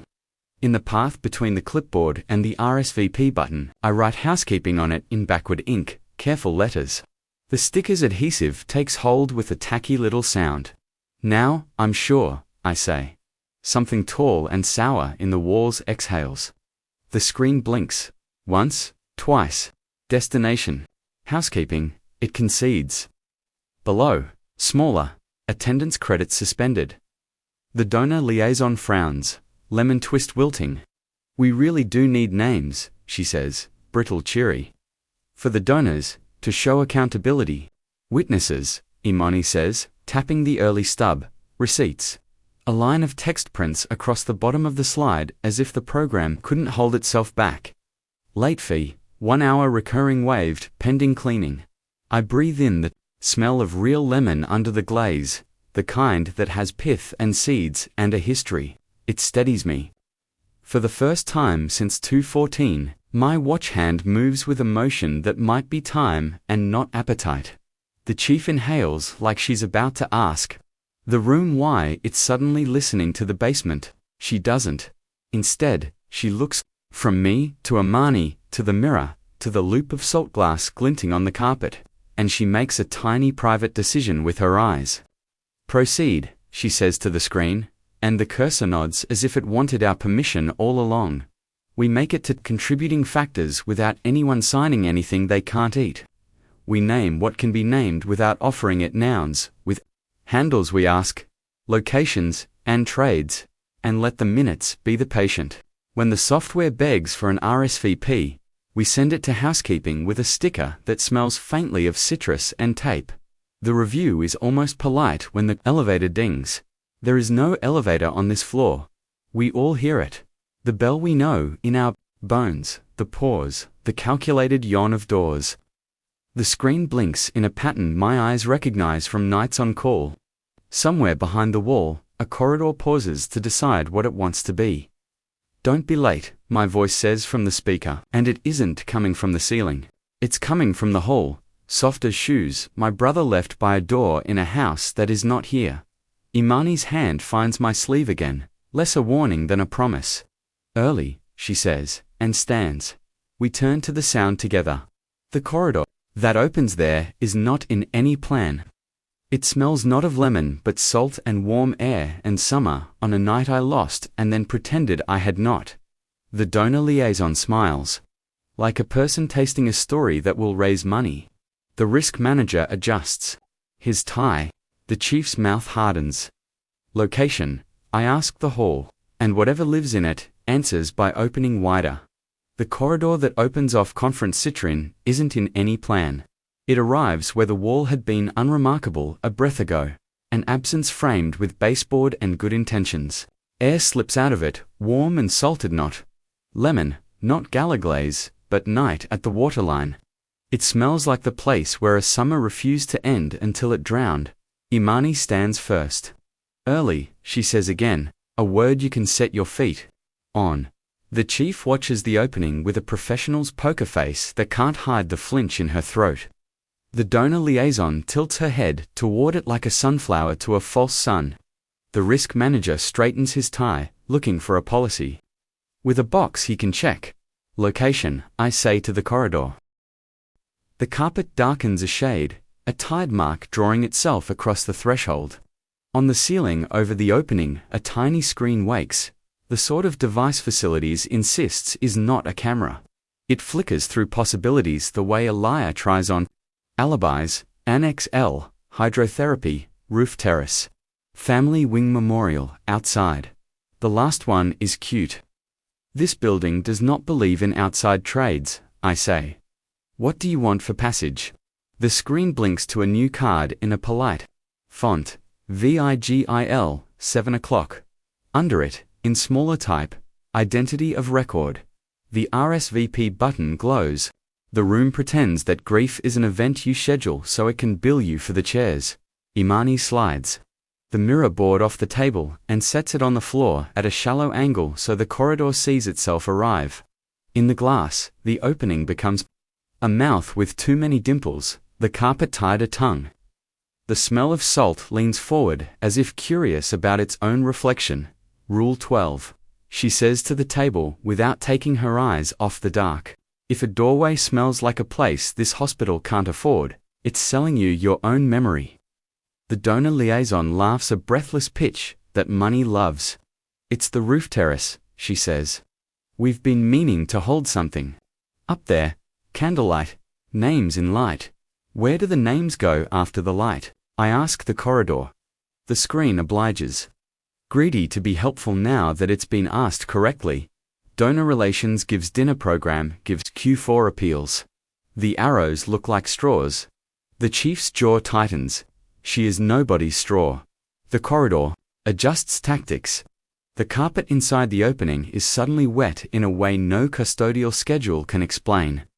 Shining a little in Conference Citron's flattering light, 2 damp footprints appear, walking backward toward us at an even coaxing pace. They are my size, and wrong in a way my bones recognize. Imani shakes the last of the salt glass into her palm, and lets it trickle into a crescent at the threshold. Witness row, she says. The risk manager tuts. We can't have containment, Imani says, without volume or apology. The corridor breathes in, disappointed. Behind the glass of the conference screen, the cursor twitches like an animal smelling rain. The pastries on the credenza sweater shine. The lemon poppy twists bead like fish eggs. Don't be late, my voice says from the hall. Not the PA, not the ceiling mic. The hall itself speaks me back. The exact shape of how I sounded when I used to run to the water and swear we could beat lightning home. I don't answer. Answering counts as RSVP. I step closer to the salt crescent and hold the backward ink pen. Like a reliquary. Where do you throw away your water when the party is over? I ask. Far above, a drain pings, roof metal answering with a shrug. The tiny ceiling screen tidies itself into a diagram. Roof terrace gives scuppers, gives donor crown catchment. The circle of names up there has gutters. Of course it does. Housekeeping receives, Imani says, mostly to herself, then louder to the corridor. Where is the nearest service sink? The corridor tries not to answer. The ficus in the corner rustles, leaves acknowledging a breeze that does not exist. Finally, a pictograph blooms on the screen. A mop, a drain, a door with a simple lock. Service, sink 12 meters. The arrow points not into the corridor, but away, down the hall we actually have. Good, Imani says. She reaches under the glass table, peels the orange biohazard sticker I stuck there, and rehomes it to the carpet, just inside the crescent. In backward ink, she writes, return to sender, and draws a short, blunt arrow toward the service sink pictograph. The sticker adheres to the idea of carpet with a sound like a damp breath learning manners. The donor liaison steps toward the threshold. Lemon twist, poised like an offering. We should go up, she says, cheeks pink with a story she wants to curate. Honor loss, community healing. The chief raises a hand without looking at her. Where does the community go when the candles are out? She asks the corridor. And for that alone, I would carry her coat through fire. The screen consults its conscience and displays the same pipeline to donor dinners. The chief exhales through her nose. It is not a sound donors understand. Positions, Imani murmurs. We are early, we choose. I am not the mourner. I am not the attendee. I am the usher. Seating is closed, I tell the corridor, and the room. Observation suspended. I wish for the training placard and am rewarded. Conference Citrine knows where facilities hides its performative privacy. The sign is under the credenza, of course. It is observer access suspended privacy. In effect, I slap it at shoulder height on the edge of the opening. It clings like a decal to air. The footprints hesitate. The next one lands half in salt and sizzles the way a lie does when you step on it. The smell of summer flutters. The hall, offended. Trade, I say, softer now. What do I give you to reroute your water to the sink? The screen considers and prints the price in a mercifully small font. Wristband family of record. Beneath, an innocuous medical band unspools from a slot in the wall. White and humble, the way a snake is when it knows it can swallow an egg. A name is already printed on it in a font I picked out when I was 20 and certain. My brother's Imani's hand is on mine before my palm can turn toward the band. Policy 2, she says, eyes locked on the letters. If it sounds like mercy, it's after my consent. I finish, throat paper dry. I take the band with a nitrile pinch and lay it on the mirror so the word family prints backward into the room. It isn't mine, it belongs to the reflection now. I loop instrument tape over the name and write the non-name we've made the building honor. The letters go on wrong, stubborn, they hold. Witness, I say to the band, to the corridor, to the building, not family, destination override, housekeeping. The corridor doesn't scream, that's not its style. The tide line along the carpet lifts a quarter inch and holds like a lip, refusing to tremble. The damp footprints still. Salt glass glints like the night sky under a low bridge. Escort route, Imani says crisply, and the tiny ceiling screen, insulted into obedience, extends a second arrow. Threshold gives service sink, gives housekeeping. Dotted line threads between the crescent of salt and the pictograph of the mop, receipt, I say, and feed the housekeeping stub into the chain on the attendant's clipboard the way you feed a ticket to a turnstile. The time clock. We do not have punches early in my head. The corridor hears it anyway. It yields. Not all at once, nothing with an appetite gives back quickly, but in small bureaucratic defeats. The RSVP button grays out as if someone dragged it through dishwater. The word VIGIL smudges until it reads, visit, and then visible, and then nothing. The smell of salt lifts a degree and shows the citrus beneath. Cleaned of gala sugar, honest as a peeler's thumb, where does the late fee collect if the vigil doesn't convene? I ask without looking away. The tiny screen coughs up a strip that curls onto the carpet like a shy tongue. Imani flips it with the pen. Late fee suspended, see housekeeping. Smaller, interest accrues when you tell a story they can sell. The donor liaison huffs, the sound of a sail losing wind. Then what do we tell them? The truth, the chief says, and her voice could cut drape. That conference citrine attempted to extrude a corridor to monetize grief, and housekeeping declined the charge. The risk manager looks like his tie is strangling him. He glances toward the pastries as if wondering whether they'll be admissible as evidence. The corridor tries one more appeal. My voice. Small and laughing the way it was before the night turned. Just come, see, it says. It's beautiful. Beautiful is a word this hospital uses like a scalpel. I let it glide past. Where is your waist now? I ask instead, from somewhere real, not imagine the service sink down the hole comes the hollow. Blessed sound of water meeting a basin, the throat-deep gurgle of a drain that does not pretend to be anything else. Footsteps approach from that direction, the honest squeal of wheels, the saints of this place arriving without applause. Imani lifts the mirror so the corridor is forced to watch itself feed the sink and not the crown. The tide line falls back into mere carpet. The damp prints evaporate, as if a summer decided to end without permission. The band on the mirror tightens a fraction. Angry, and then accepts the tape's handwriting like a misfiled chart. Family of record.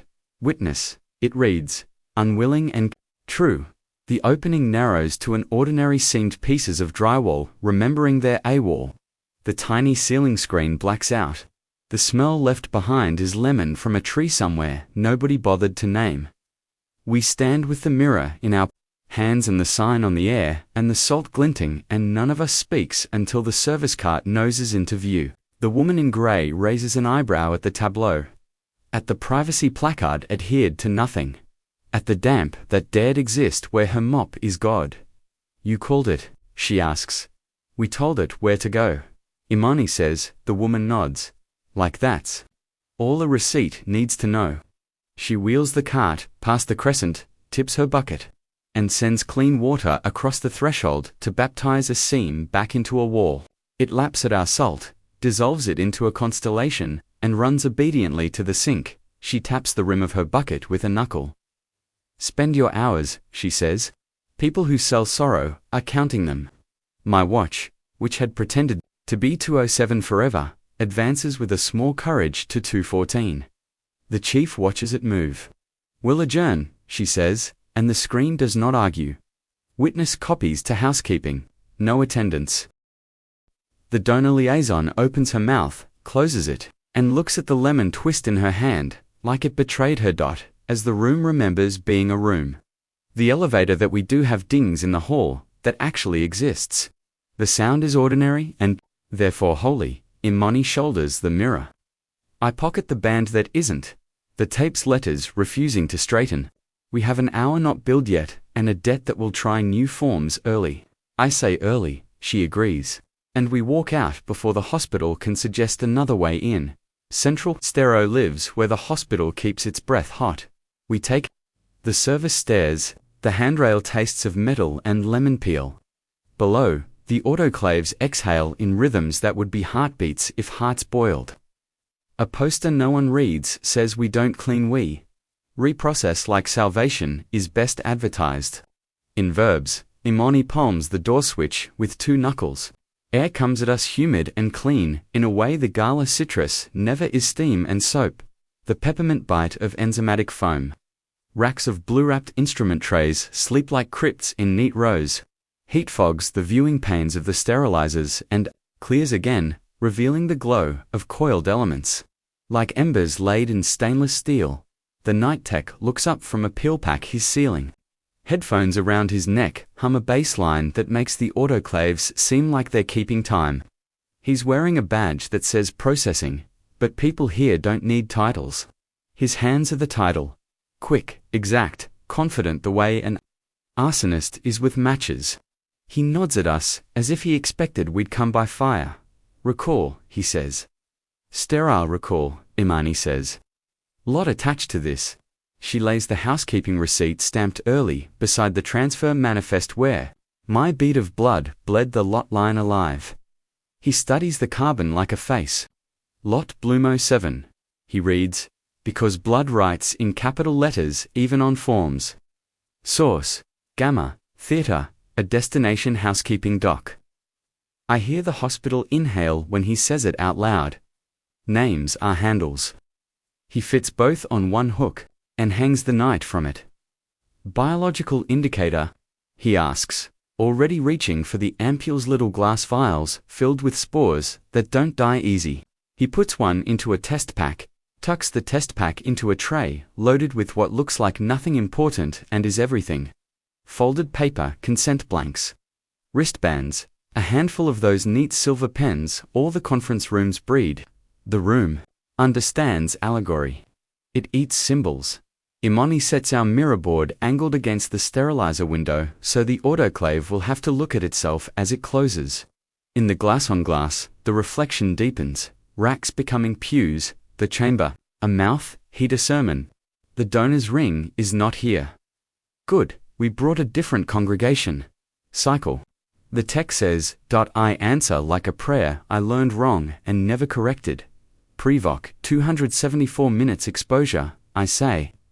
Because we need the vacuum to take what thinks it's air. He keys it in. Steam size, the door's gasket inflates, with a sound that makes the skin on my wrist remember tourniquets. Overhead, the PA clicks and doesn't speak. The hospital hopes we will forget to be early if it doesn't narrate. The autoclave's graph needle begins its climb. The biological indicator glints in the test pack, like a lie ready to confess under heat. Where does your recall notice print? I ask. The tech smile is tired and private. Everywhere that pretends ink turns into permission, he says, and then he flips a toggled cover I've never seen raised. Under it, a button with a label we should not have, quarantine 1, he doesn't push it, he looks at me. Consent is a kind of sterilization too. I nod. Witness, I say, and offer the backward ink pen. He writes our non-name in the witness line on a form yellowed by loyalty. He pushes the button. Printers across the hospital begin to cough. The sound travels through ductwork and dreams.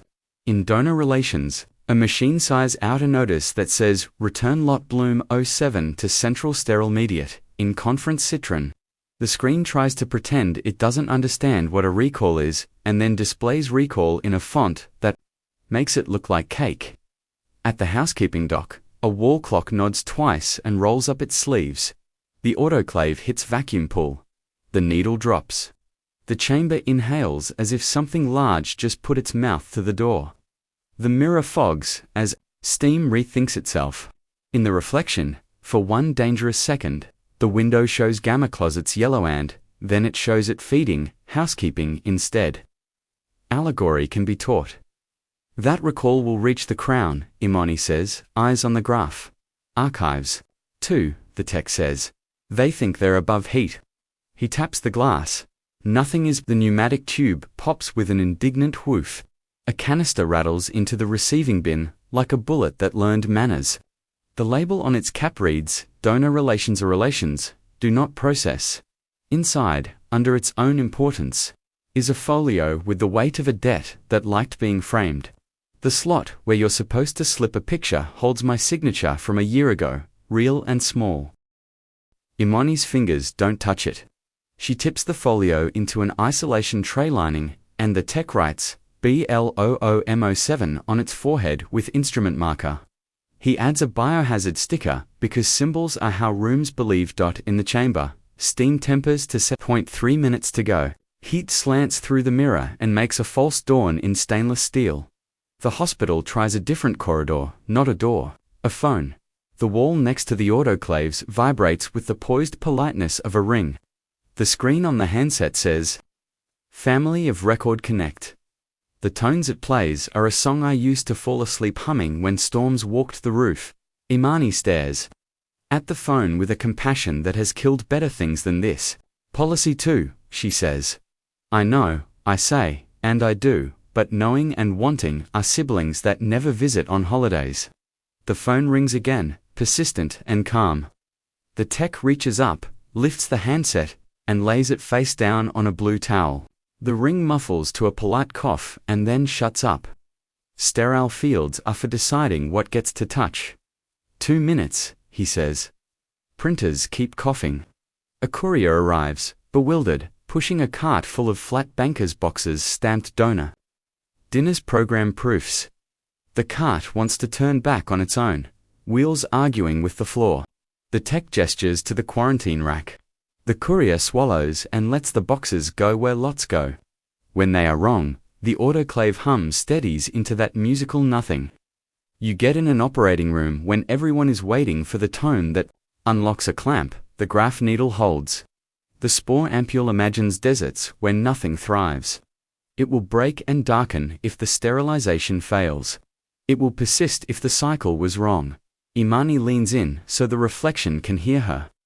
You wanted attendance, she says to the chamber, to the hospital. You get quarantine. The PA chooses then to speak. Equable as an uncle no one trusts. Mortality review will reconvene, it begins. And the tech reaches past it and kills the feed with a push. We are not supposed to know lives there. The autoclave does not care about speakers, it cares about time and pressure and witnesses. The timer on the panel flips. Its last half minute with implacable little clicks. Somewhere far away, a patient who is not ours turns her face to a window that faces an inside wall and sleeps anyway. In my pocket, the wristband we taped to read witness tightens like weather. The hospital tries to decide whether I belong to it. The panel chirps once the exposure complete light goes green, the smug way lights do when they think they've purified something. The tech vents the chamber with a hiss that sounds like a mother leaving a room before she says something she can't take back. He waits for the pressure to settle and opens the door. Heat rolls out with the smell of linen that never wore skin. The mirror sweats and clears. The test pack is a tidy rectangle among tidy rectangles, edges crisp. Tape crossed in X's that insist on order. He cracks the biological indicator and shakes the ampule into its sleeve. We watch. If it turns a color that says life, the load fails, and the recall escalates. If it turns a color that says death, the load passes to a place that trusts autoclaves more than memory. The ampule blackens like a spent match. Failed. The tech says, and his grin is a rare, vicious thing. Level 1 stands everything with Blumo 7 comes home or gets pulled from mouths. The pneumatic tube woofs again, louder. Another canister thuds in attendance. Originals do not hold. Behind us, the freight elevator opens without being called and reveals empty shelves meant for trays that now wait for paper. On the wall, a label maker coughs and spits, late fee suspended, dry call active. The phone tries one last time. I let my name walk to the edge of my mouth and then I watch. It chews the sink. I am learning Imani palms, the mirror free of the sterilizer's window. In it, the stainless chamber reflects back as a closet that knows hunger and, for once, a sign that says cleaning in progress stuck to its teeth. We took its dinner, she says, voice low. Now we go where it hides, desert. Archives. I say, and the word tastes like plaster cured under gold leaf. The tech lifts the folio with my old signature and tucks it into a red bag as if putting a child to bed. He punches the time clock attached to his rack. Early stamps purple again. Spend the hour, he says without looking up, before somebody sells it back to you. Archives live where the hospital keeps its memory dry. After steam and lemon and autoclave thunder, the air here is cold as a library knife. The hall carpet stops at a seam. Beyond it, the floor becomes rubber that never squeaks. A sign with friendly serif letters reads, "Welcome researchers."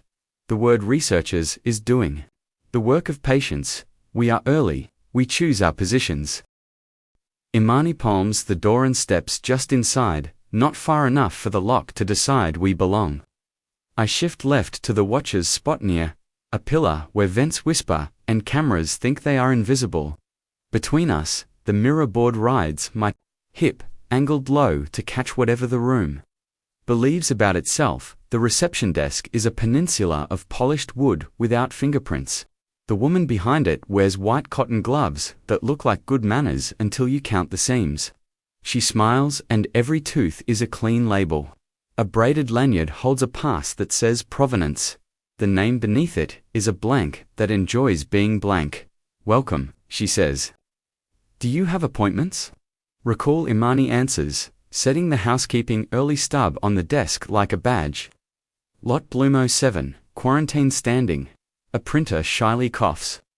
A notice unspools from somewhere that pretends to be nowhere. Return to central sterile immediate. The letters are polite about the urgency, as if the paper doesn't want to embarrass the room. The provenance woman's smile thins a millimeter. Of course, she says. We'll prepare the reading room.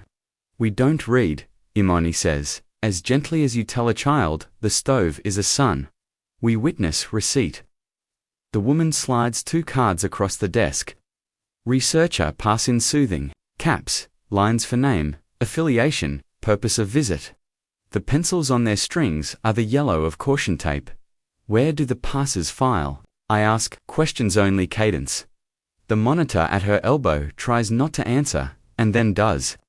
User logs, gives donor relations, gives engagement metrics. The arrows look like veins without valves. Imani takes a pencil and, in backward strokes, prints our non-name on both passes. She turns them upside down, so the blank side faces up. Witness row, she says, and the desk's light trembles like a thought that doesn't want to be typed. The provenance woman glances past us at the doorway, measuring the early. Her voice switches to the sing-song of policy. For access to originals, we require identity of record. Family bands, where are the bands stored? I ask. The monitor is faster now, eager to be helpful so it can be hungry. Accession. Vault gives family of record active. The font is smaller for the last word. Like the room knows, it shouldn't admit that out loud. IMAN I leans in 1 degree. Trade, she says. Location for location. We quarantine for you. You tell us where Blumo 7 sits. The provenance woman opens a ledger whose pages smell like linen, shut in a drawer too long. She slides a sleeve out of a slot carved into the Descacall slip, acid-free, the kind that pretends it won't burn if you argue with it. She writes, Blumo 7 in a hand the room taught her. Under series, she writes Consensus Originals. Under box, she writes Crown F. Crown. The donors wear it, the archives shelve it. Reading room only, she says, like a sigh, pencils, no photographs. You understand? We do. We understand the ritual will try to put a new RSVP on our tongues.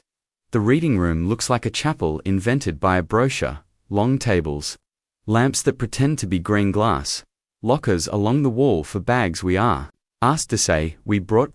A guard watches without eyes. The air filtration hums a pitch that discourages breath. On the far wall, a climate monitor sits behind acrylic, like a painting of Winter Dot at each seat. A blotter, a foam wedge cradle for volumes. A white snake of a strap meant to hold a book open without breaking its spine. The room knows how to ease a throat while it takes a voice. Positions, Imani says. She chooses the chair beside the door, where Early gets to stand up first. I set the mirror board on the table so it shows the doorway and the climate monitor and the empty cradle all at once. Symbols like reflections. Reflections like instruments. The provenance woman returns with a grey Cavill box, nested inside another, like a heart bothered by surgeons. A paper tag dangles. Crown F-Consents-Originals Restricted. Her gloves make a sound like pages when she sets it down. Witness, Imani says before any of us inhales wrong. Destination override, central sterile. The provenance woman smiles like someone who has learned briskness from an expensive seminar. Of course, she says. But we'll verify contents together. Her hands lift the lid, paper breathes. The smell is dry and slightly sweet. The ghost of paste and cotton, the money-quiet scent of permanent. Inside, folios tied with cotton tape lie like instruments prepared for a silent symphony. One wears my handwriting. I know it without seeing. The cotton tape over that one is a shade whiter, as if the box bleaches hope. Trade, I say quickly, before the room gets a grip. What do you require to register this recall? The monitor on the wall prints it neat. Reason for recornerative, parasitism. The second line admits the price it would prefer. Identity of The wristband in my pocket warms like breath. Imani shakes her head once. Witness only, she says to the folios, to my old hand, to whatever inside them choose. She peels the orange biohazard sticker off her sleeve and presses it onto the grey box in a place the room thinks is cosmetic. With backward ink, she writes, Quarantine Bloom, 07 return. To sender, the provenance woman's glove stalls mid-air over the knot. The room wants a picture. Me untangling cord, me leaning. Me taking the folio, me becoming a researcher whose affiliation is my own blood. I keep my hands folded on my knees like I'm in a pew that remembers hell. Where does this box move? If we sign, I ask. The answer prints in the upper corner of the monitor like a cough. Temporary loan gives donor dinners, gives case study. The arrows blink like a metronome. I catch the provenance woman watching them. A flicker of shame passing under the shellac of her smile. She does a job. She serves gods that always want more linen, more labels. Receipt, Imani says, and slides the housekeeping stub onto the blotter as if it were parchment. Stamp it with your late fee. The provenance woman blinks, not understanding, then does. The desk has a time clock because everything here does. She feeds the stub and pulls the lever. Early prints purple, where a library stamp should say, Do I hear the room's throat grind a tooth? Open, she says, not to me, to the rules. She picks up the cotton tape and unties my past. My name looks smaller than it did when I signed it. The ink has crawled into the paper like a stain that prefers edges. The language is tidy: consent, participation, materials, stories, imagery, likeness, derivatives. My signature curls at the tail like it wanted to please. The page exhales and looks up at me with blank tenderness. Don't be late, it says without saying. The way certain handwriting sings, no matter what it spells. Locations, Imani reminds, and I nod. Where does this folio belong if it is not a consent? I ask. The climate monitor answers. A tiny printer tucked into its bracket whirs and offers a thin slip. Deaccession protocol provenance, unclear transfer to housekeeping doc. The slip smells faintly of Freon and rules Imani smiles with her teeth. Provenance unclear. She repeats for the room's benefit. It lost its story. The provenance woman hesitates for the first time, like a person, and not a position. She looks at my name, and then at my face, and back again. We do prefer, she says carefully, to have the subject present. This is a recall, Imani says. Not a reading. The air grows colder so fast, the climate monitor chirps. The guard without eyes thinks about standing. Somewhere in the stacks, boxes shift politely. The way polite people clear throats when they want someone to fail. Something else tries a different lever. From the ceiling speaker, not meant for sound, a soft voice says, my name, the way my mother did when she dated her grocery list and kept it in her purse for years. Come sign in, it says. They only want your name. Where does your microphone file? I ask it. The climate monitor prints another ragged slip without being told. Microphone input minutes donor, relations attendance. The letters tear at the edge. The room's grammar is fraying. Imani slides the mirror toward the folio. In its glass, my signature looks like a door that has been left ajar too long. She tilts the board until the climate monitor's reflection sits above the box, like a saint's small card placed in a casket. The folio watches its own category change. Receipt, I say again, and the provenance woman, bless her stubborn frightened soul, takes a rubber stamp out of a drawer, inks it, and thumps it on the folio's first page with a strength that surprises us all. Recall quarantine glows a wet violet over my old name. The room reacts like a donor deprived of dessert. The lights chill, the pencils twitch on their strings. A call slip flutters itself out of the ledger and tries to stick to my wrist. I don't flinch. I unpocket the wristband we taped earlier. Family of record. Witness. The letters insist. I lay it across the folio like a tourniquet. The cotton bites paper. The page's tenderness goes grey. Escort route, Imani says. And the climate monitor, insulted into obedience, unrolls a map.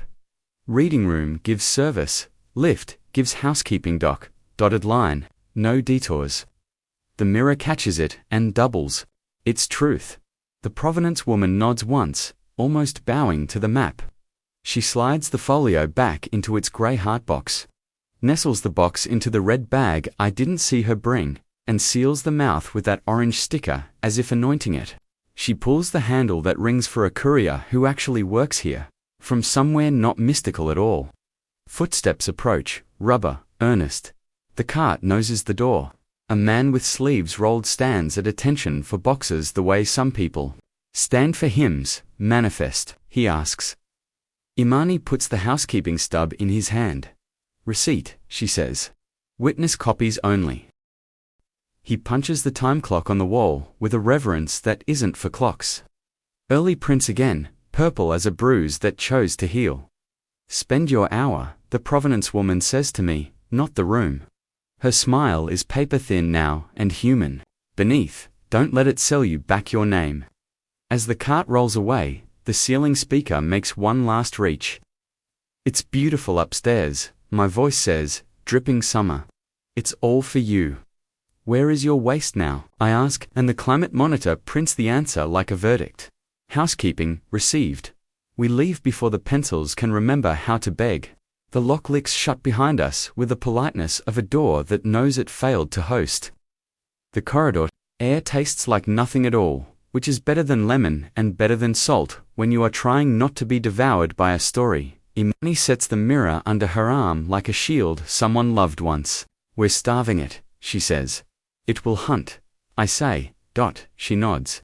Then we arrive where it hasn't thought to sell us yet. We turn toward the lights that mean triage, toward the boards that pretend to count suffering without skimming. The hour is not yet spent. The late fee is sulking. The building is learning we will only witness, and I can feel it changing. Its menu.bed control calls itself the command center. Because if you name a room after power, the hospital will try to believe you. We take the corridor that leads, where the air tastes of coffee that never cooled, and plastic that never learned to be anything else. Dawn is an argument upstairs. Down here, the light stays the color of an old spreadsheet. The wall glows. Occupancy. Admits, holds, discharges, OR flow, PACU backlog, pathways performance. Numbers march in columns like a choir forced to sing marketing. A small, cheerful weather-style widget says capacity, tight with the sun peeking over a bed. Beside it, the badge reader waits like a tiny guillotine. We are early, we choose our positions, steps to the back corner where the power strips live, and the room forgets to watch. I take the station nearest the badge reader without letting it taste my plastic. The mirror board goes low, leaning against a leg of the console so it catches the big dashboard, and the floors seem where the baseboards change fonts. The charge nurse on nights is still here, jacket on her shoulders like a life raft. She is, hair tied up, pen behind ear, eyes with no patience for donors. Her badge says capacity operations. The tape under it says Maria in block letters you can read in a hallway while running. She nods at us as if we're part of the equipment that works. You're early, she says. Which in this room is both compliment and challenge. Sterile recall is active, Imani says. Blumo 7 quarantined. We're witnessing bed assignment pathways for spillover. Maria's mouth makes a shape that says she's too tired to be surprised. She flicks a key and the dashboard reveals a hidden tab. Hospitality streams. It's all the places the building sells its own skin. Vigil events, donor walks, story bank, attendance boxes next to every flow.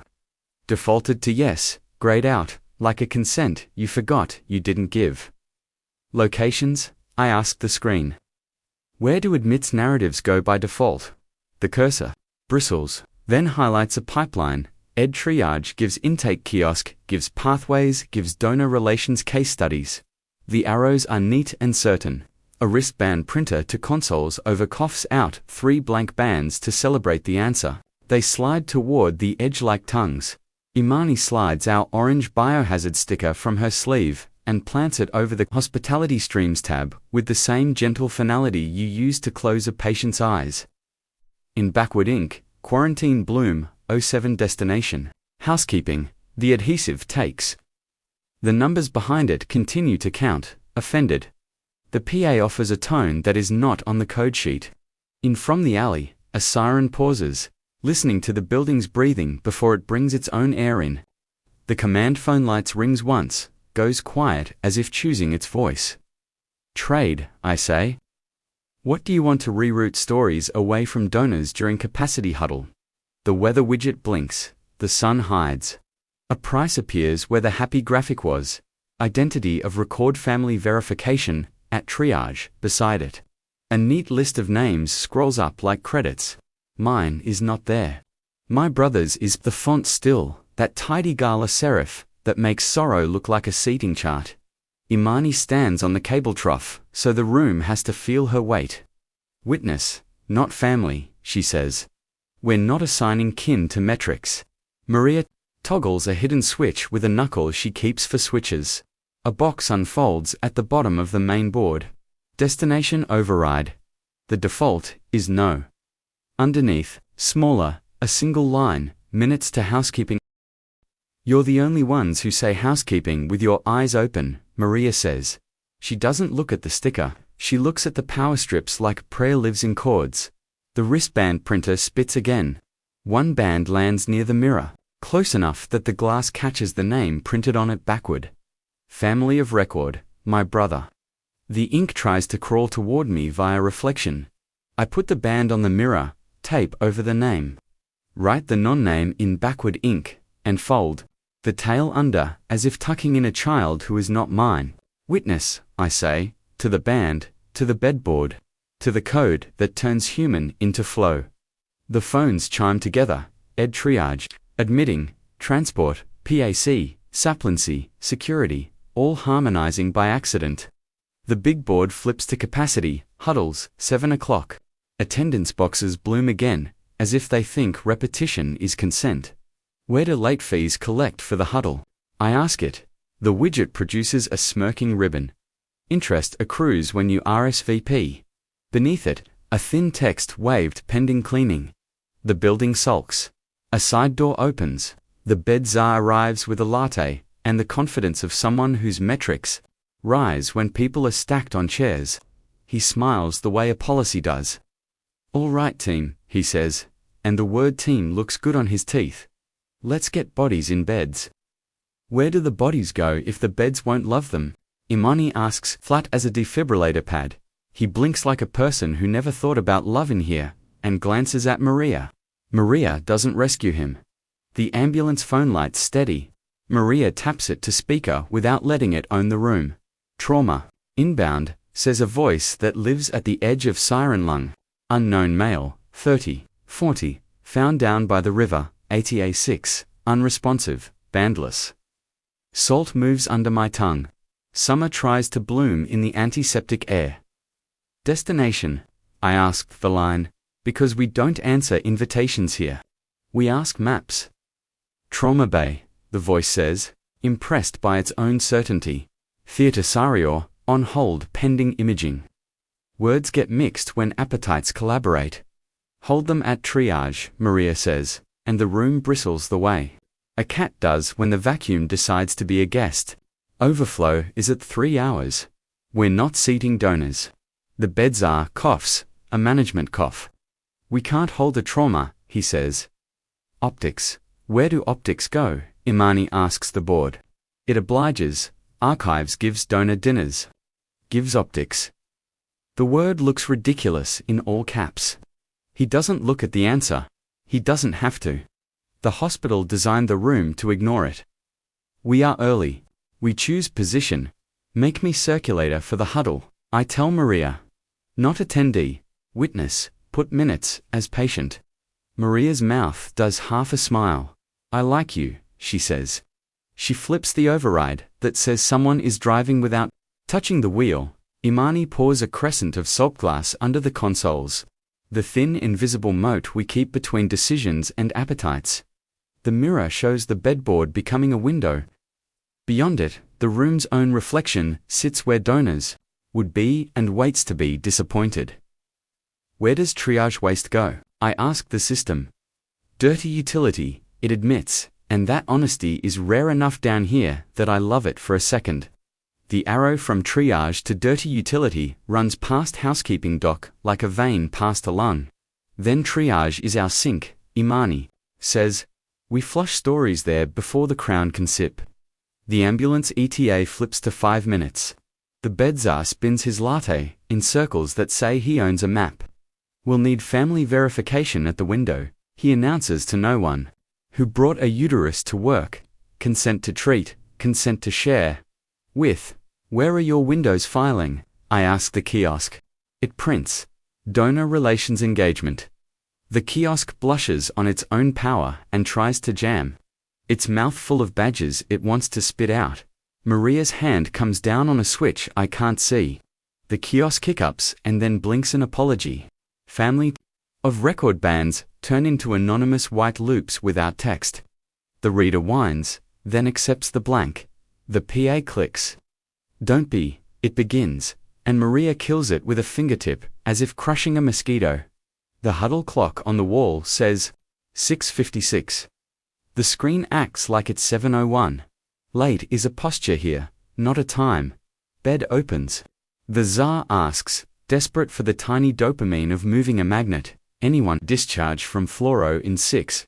Maria says, eyes on 3 screens at once, one ear on the ambulance, one on us. Housekeeping's already en route. They're the only people who can turn a bed without lying about it. The capacity dashboard doesn't like that sentence.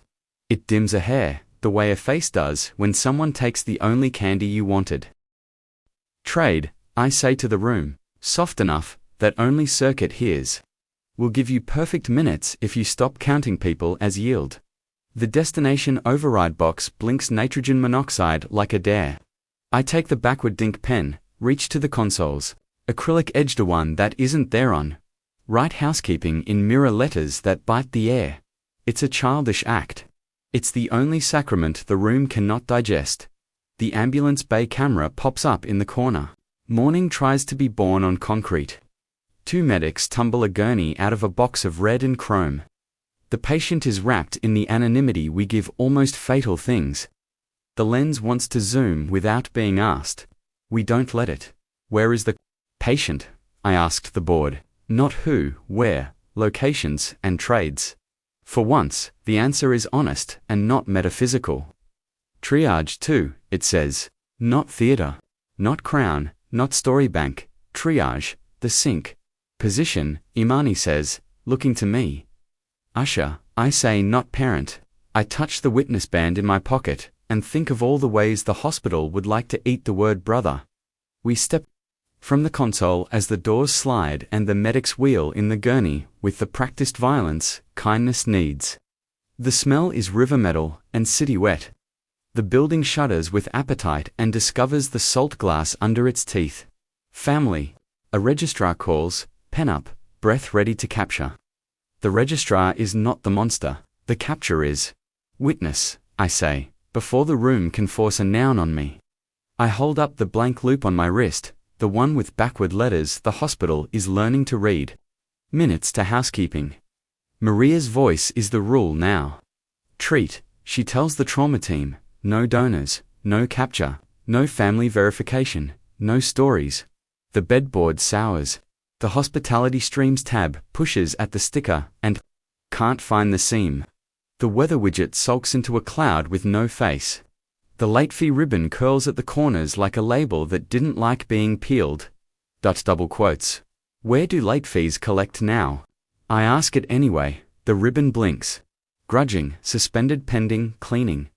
Smaller, interest accrues. When you make IT pretty, then we won't, Imani says, and the team moves like a sentence that declines ornament.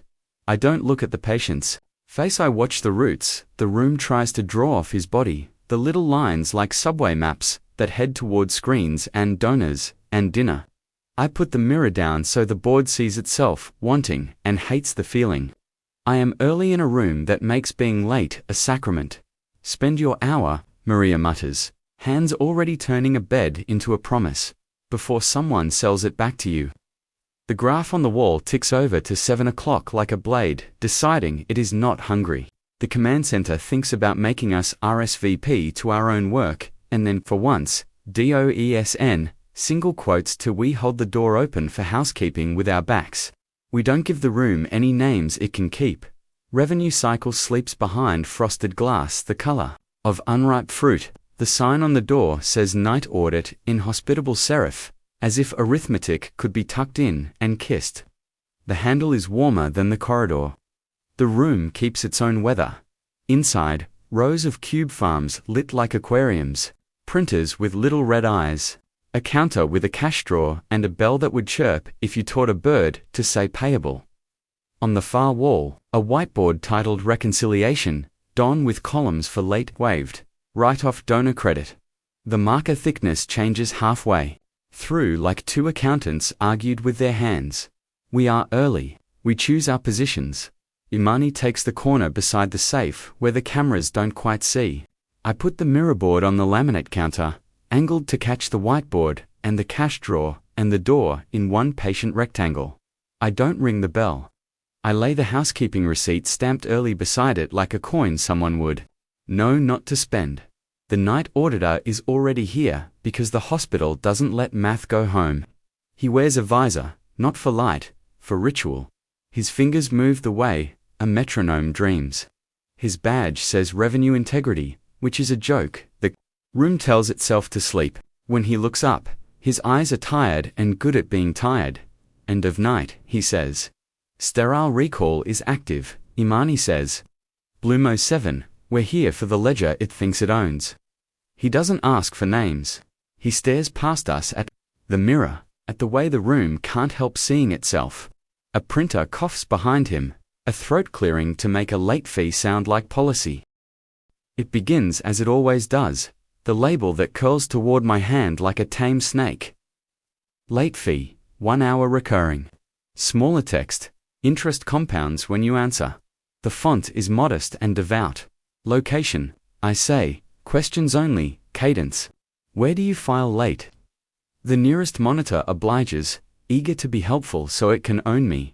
Agings gives self-pay, gives bad debt, gives collection. Partners gives donor relations story value. The arrows are polished little knives. Imani lifts the orange biohazard sticker like a host and sets it on the counter between the bell and the cash drawer. In backward ink, she writes, Quarantine Bloom, 07 Destination, Housekeeping. The adhesive grips like a small hand. The auditor slides a drawer open without looking. Inside, bands wait family of record, witness, donor host, volunteer. He shuts it again, slower. You know this won't balance, he says. Not to us, but to the room. Wave this, and the reports go hungry. Trade, I say. You tell us where the lien sits. We give you a recall, manifest that feeds your hunger, honest. He taps a key like a priest ringing a chime. The screen pulls up a ledger view with columns that hurt to look at. Line item, identity depositorily, admission, status, active, collateral, signature original, location, crown, lockbox, to dot crown, lockbox, the mouth with a safe. Imani's eyes flick. Open. The auditor's mouth tenses. I don't hold that key, he says. It's dual custody finance and donor. The bell on the counter trills itself once, offended that the word donor arrived without a pastry. My blank-faced watch ticks with a courage it didn't own earlier, 7:08. Behind us, the corridor tries to invent a polite knock. The hospital loves to enter its own rooms with good manners. We don't turn. Imani sprinkles a crescent of salt glass along the threshold. Thin, as a rule, you can trip on if you're greedy. Where does dual custody meet? I asked the screen dot. Prints an answer like a confession. Chapel Foundation alcove safe under the books. The font shrinks as if embarrassed. I smell coin under the lemon again. Like the taste of the first lie you swallowed because it was gilded, the auditor watches his own screen betray his building.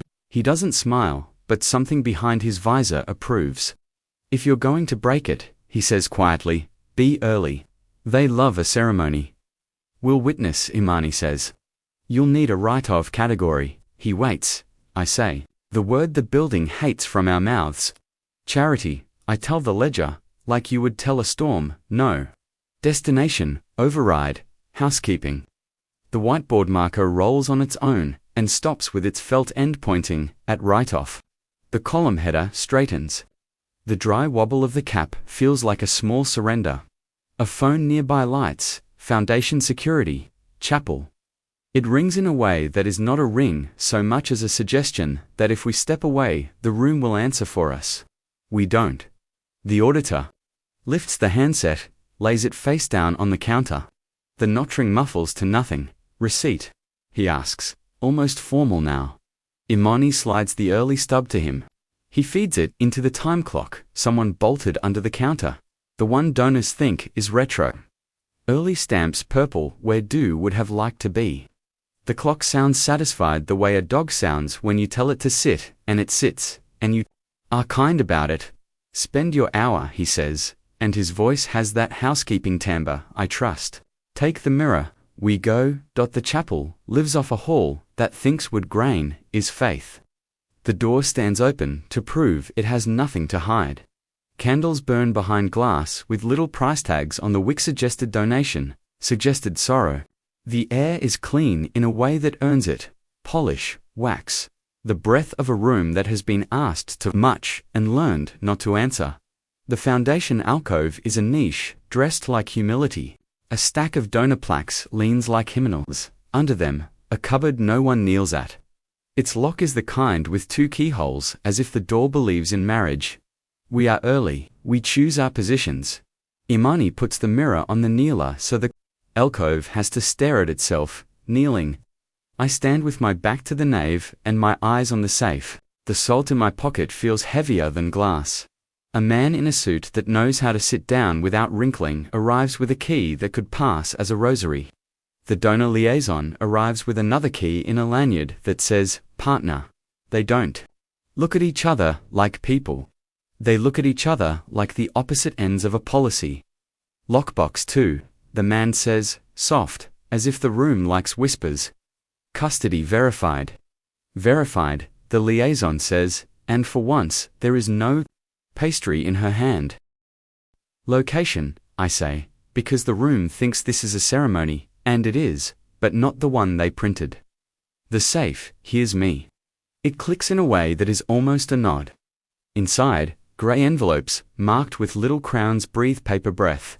One bears my name in that kind and tidy donor serif. Identity deposit early, admission. My stomach remembers the agreement room, the sink that didn't drain.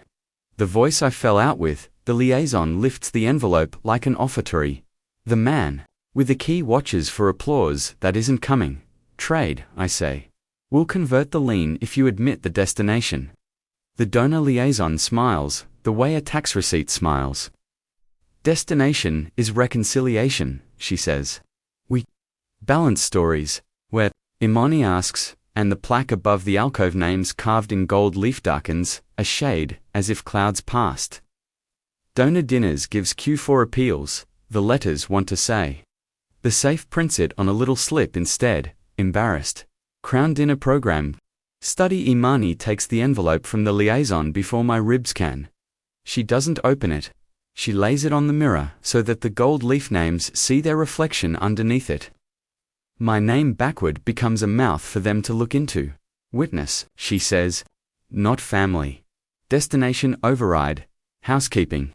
The donor liaison laughs once a choked bell.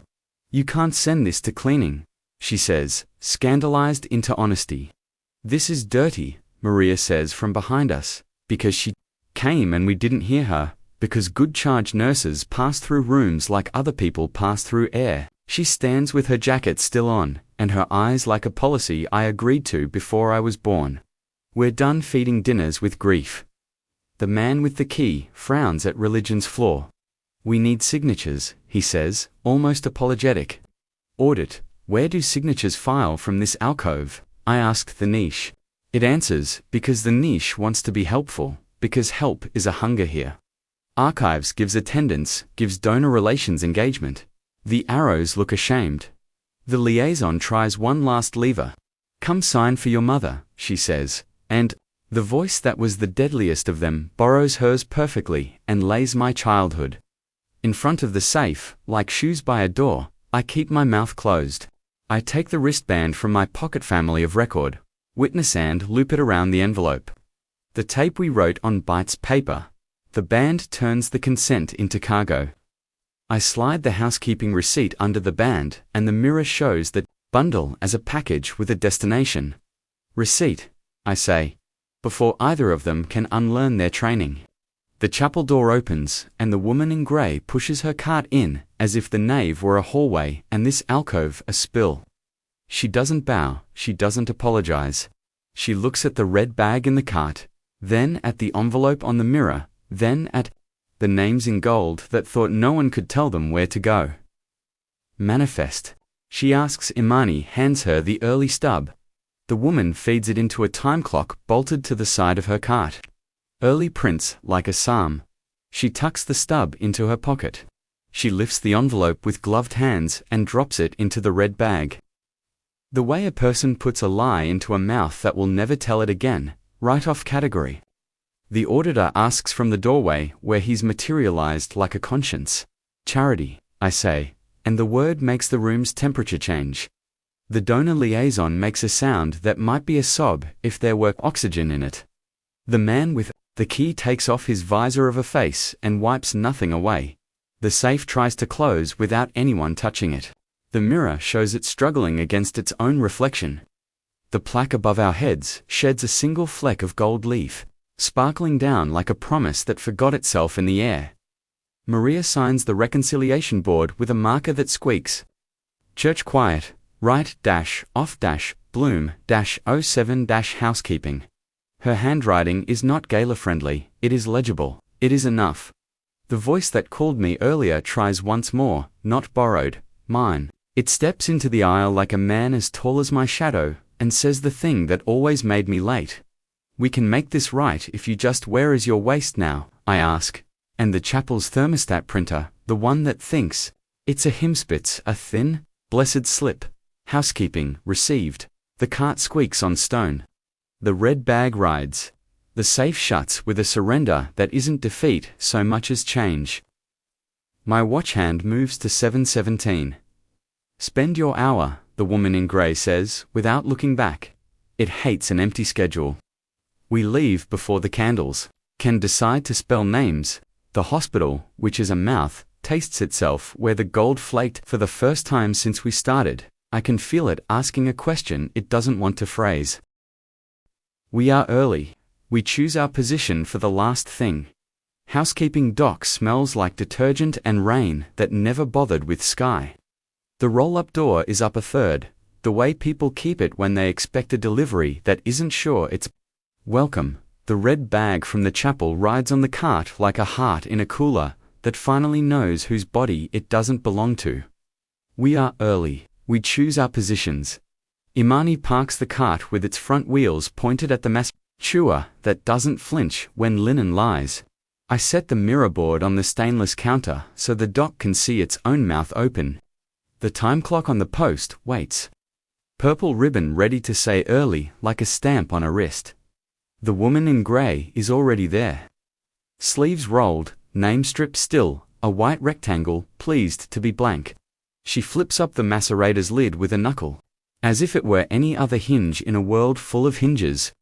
Inside, the mouth, not metaphor, just steel and teeth and water with a job, manifest. She asks. Imani hands over the early stub. The woman feeds it into the clock. Early prints, like a promise a room can't burglarize. She tucks the stub into her pocket as if it's a photograph and straps the red bag with practiced tenderness. That isn't gentle. Housekeeping learned long ago that mercy without muscle is theater. I slip the wristband family of record, witness, from my pocket and loop it around the bag's neck. The tape we wrote on bites plastic. The woman nods. Satisfied the cargo admits what it is. The dock's intercom clicks with the politeness of somebody about to be rude. Hold disposal, says a voice that has never lifted a mop. Foundation requests review. Destination. I ask the intercom. Questions only, cadence my throat, nose now like a pulse. It tries not to answer, and then does. Donor relations. Gives appeals, gives Q4 dinners. The arrows look like straws, someone forgot to rinse. Declined. The woman says without volume. She looks at me. Ask the thing that's been calling I have been careful not to. The deadliest of them learns through attention. It has learned me too much already. But we are here, and the mouth is open, and the envelope in the bag has my signature curled. At its tail like an apology I never meant to give. Where do you live, if not in us? I ask the hospital, the dock, the envelope, the voice that made late a religion. For the first time all night, the building chooses honesty without ceremony. The fluorescent strip over our heads ticks once. The concrete under the cart hums like a low tide remembering itself. A thin printer bolted to the wall, the one that usually spits work orders and furls. A strip with shy finality. Your waist, you. Location. Any door that wants to be a mouth. Imani's breath leaves her sharp and soft at once. The woman, in grey, doesn't blink. Everything with a mouth is a door, she says. We close what we can. We clean what opens anyway. The dock door rattles as if applause were happening somewhere rich. The intercom tries again, smearing sugar on the scrape. One moment, it coos, and changes voices. My mother cataloguing groceries. My brother daring lightning, my own throat practicing certainty. Don't be late. Imani sets her palm on the cart's handle and looks at me, not the bag. Policy 3, she says. Arrive early to choose your position. Choose, and don't let it choose you. Witness, I say, to every mouth in the room. Not attendant, not family. Witness. The woman in grey thumbs, the start. Water surges into the throat, silver and real. No metaphor left in it. She pulls the red bag's mouth wide and tips in the envelope. The consent, the lockbox grace, dressed as paperwork. The macerator accepts without thanks. Teeth wake. Linen that never wore skin churns with a noise that has no romance. The dock's drains listen like old saints and do not tell a story about it. The intercom inhales to make grief sound expensive and gets drowned by plumbing receipt. The woman says over the hum, and the clock prints another early because. That is all it knows how to bless. She tears off the stub and hands it to me. It is warm from the ribbon, and smells faintly of carbon and lemons that grew on trees. My watch, blank and milky, at 2:07 for a lifetime finds its hands. Not all at once, but bravely enough. The second hand trips, and then decides to walk.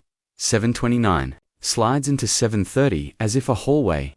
Just remembered, light can move forward. Something huge in the walls not the monsters don't unclench, they adapt. The schedule does.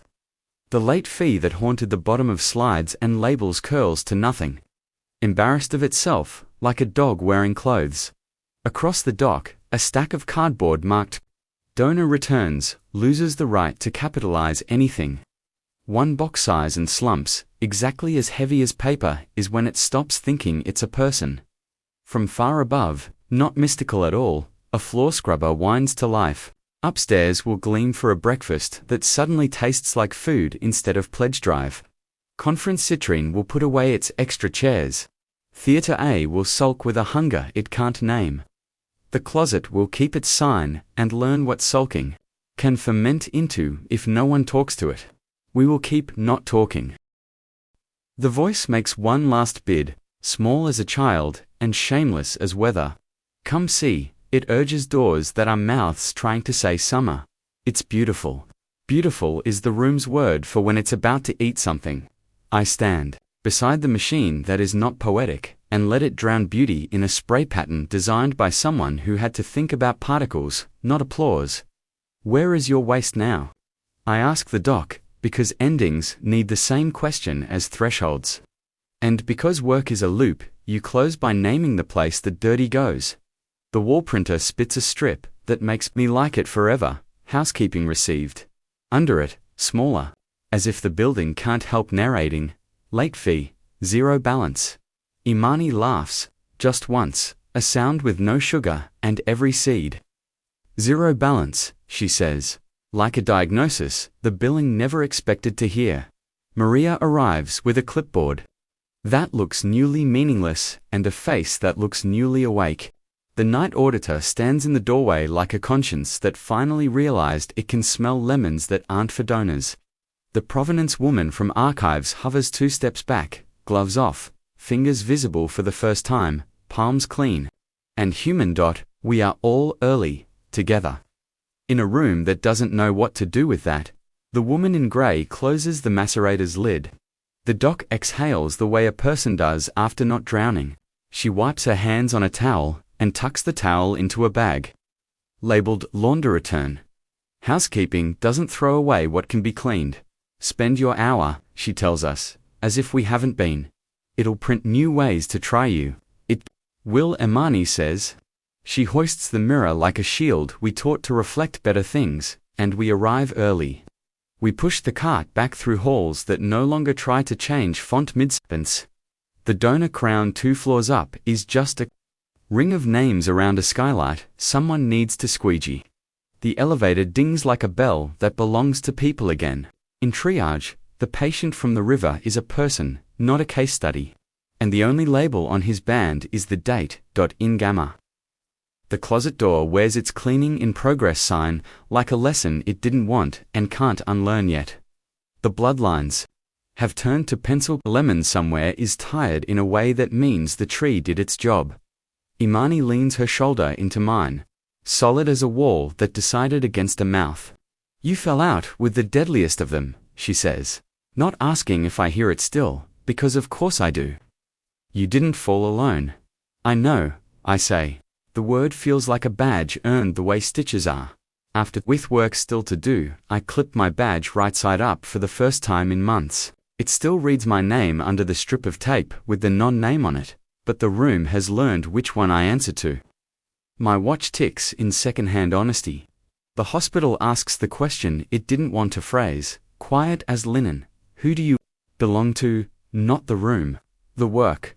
We walk into a morning the building forgot to charge us for. If a door opens and sounds like a mouth, we will not answer. We will ask where it throws its waste, and whose hands receive. We will stamp early until the ribbon runs pale and then purple again. We will witness. We will choose our position. We will starve stories that sell sorrow and feed the saints with mop strings for hair when it calls, because it will. We won't be late. We will already be there.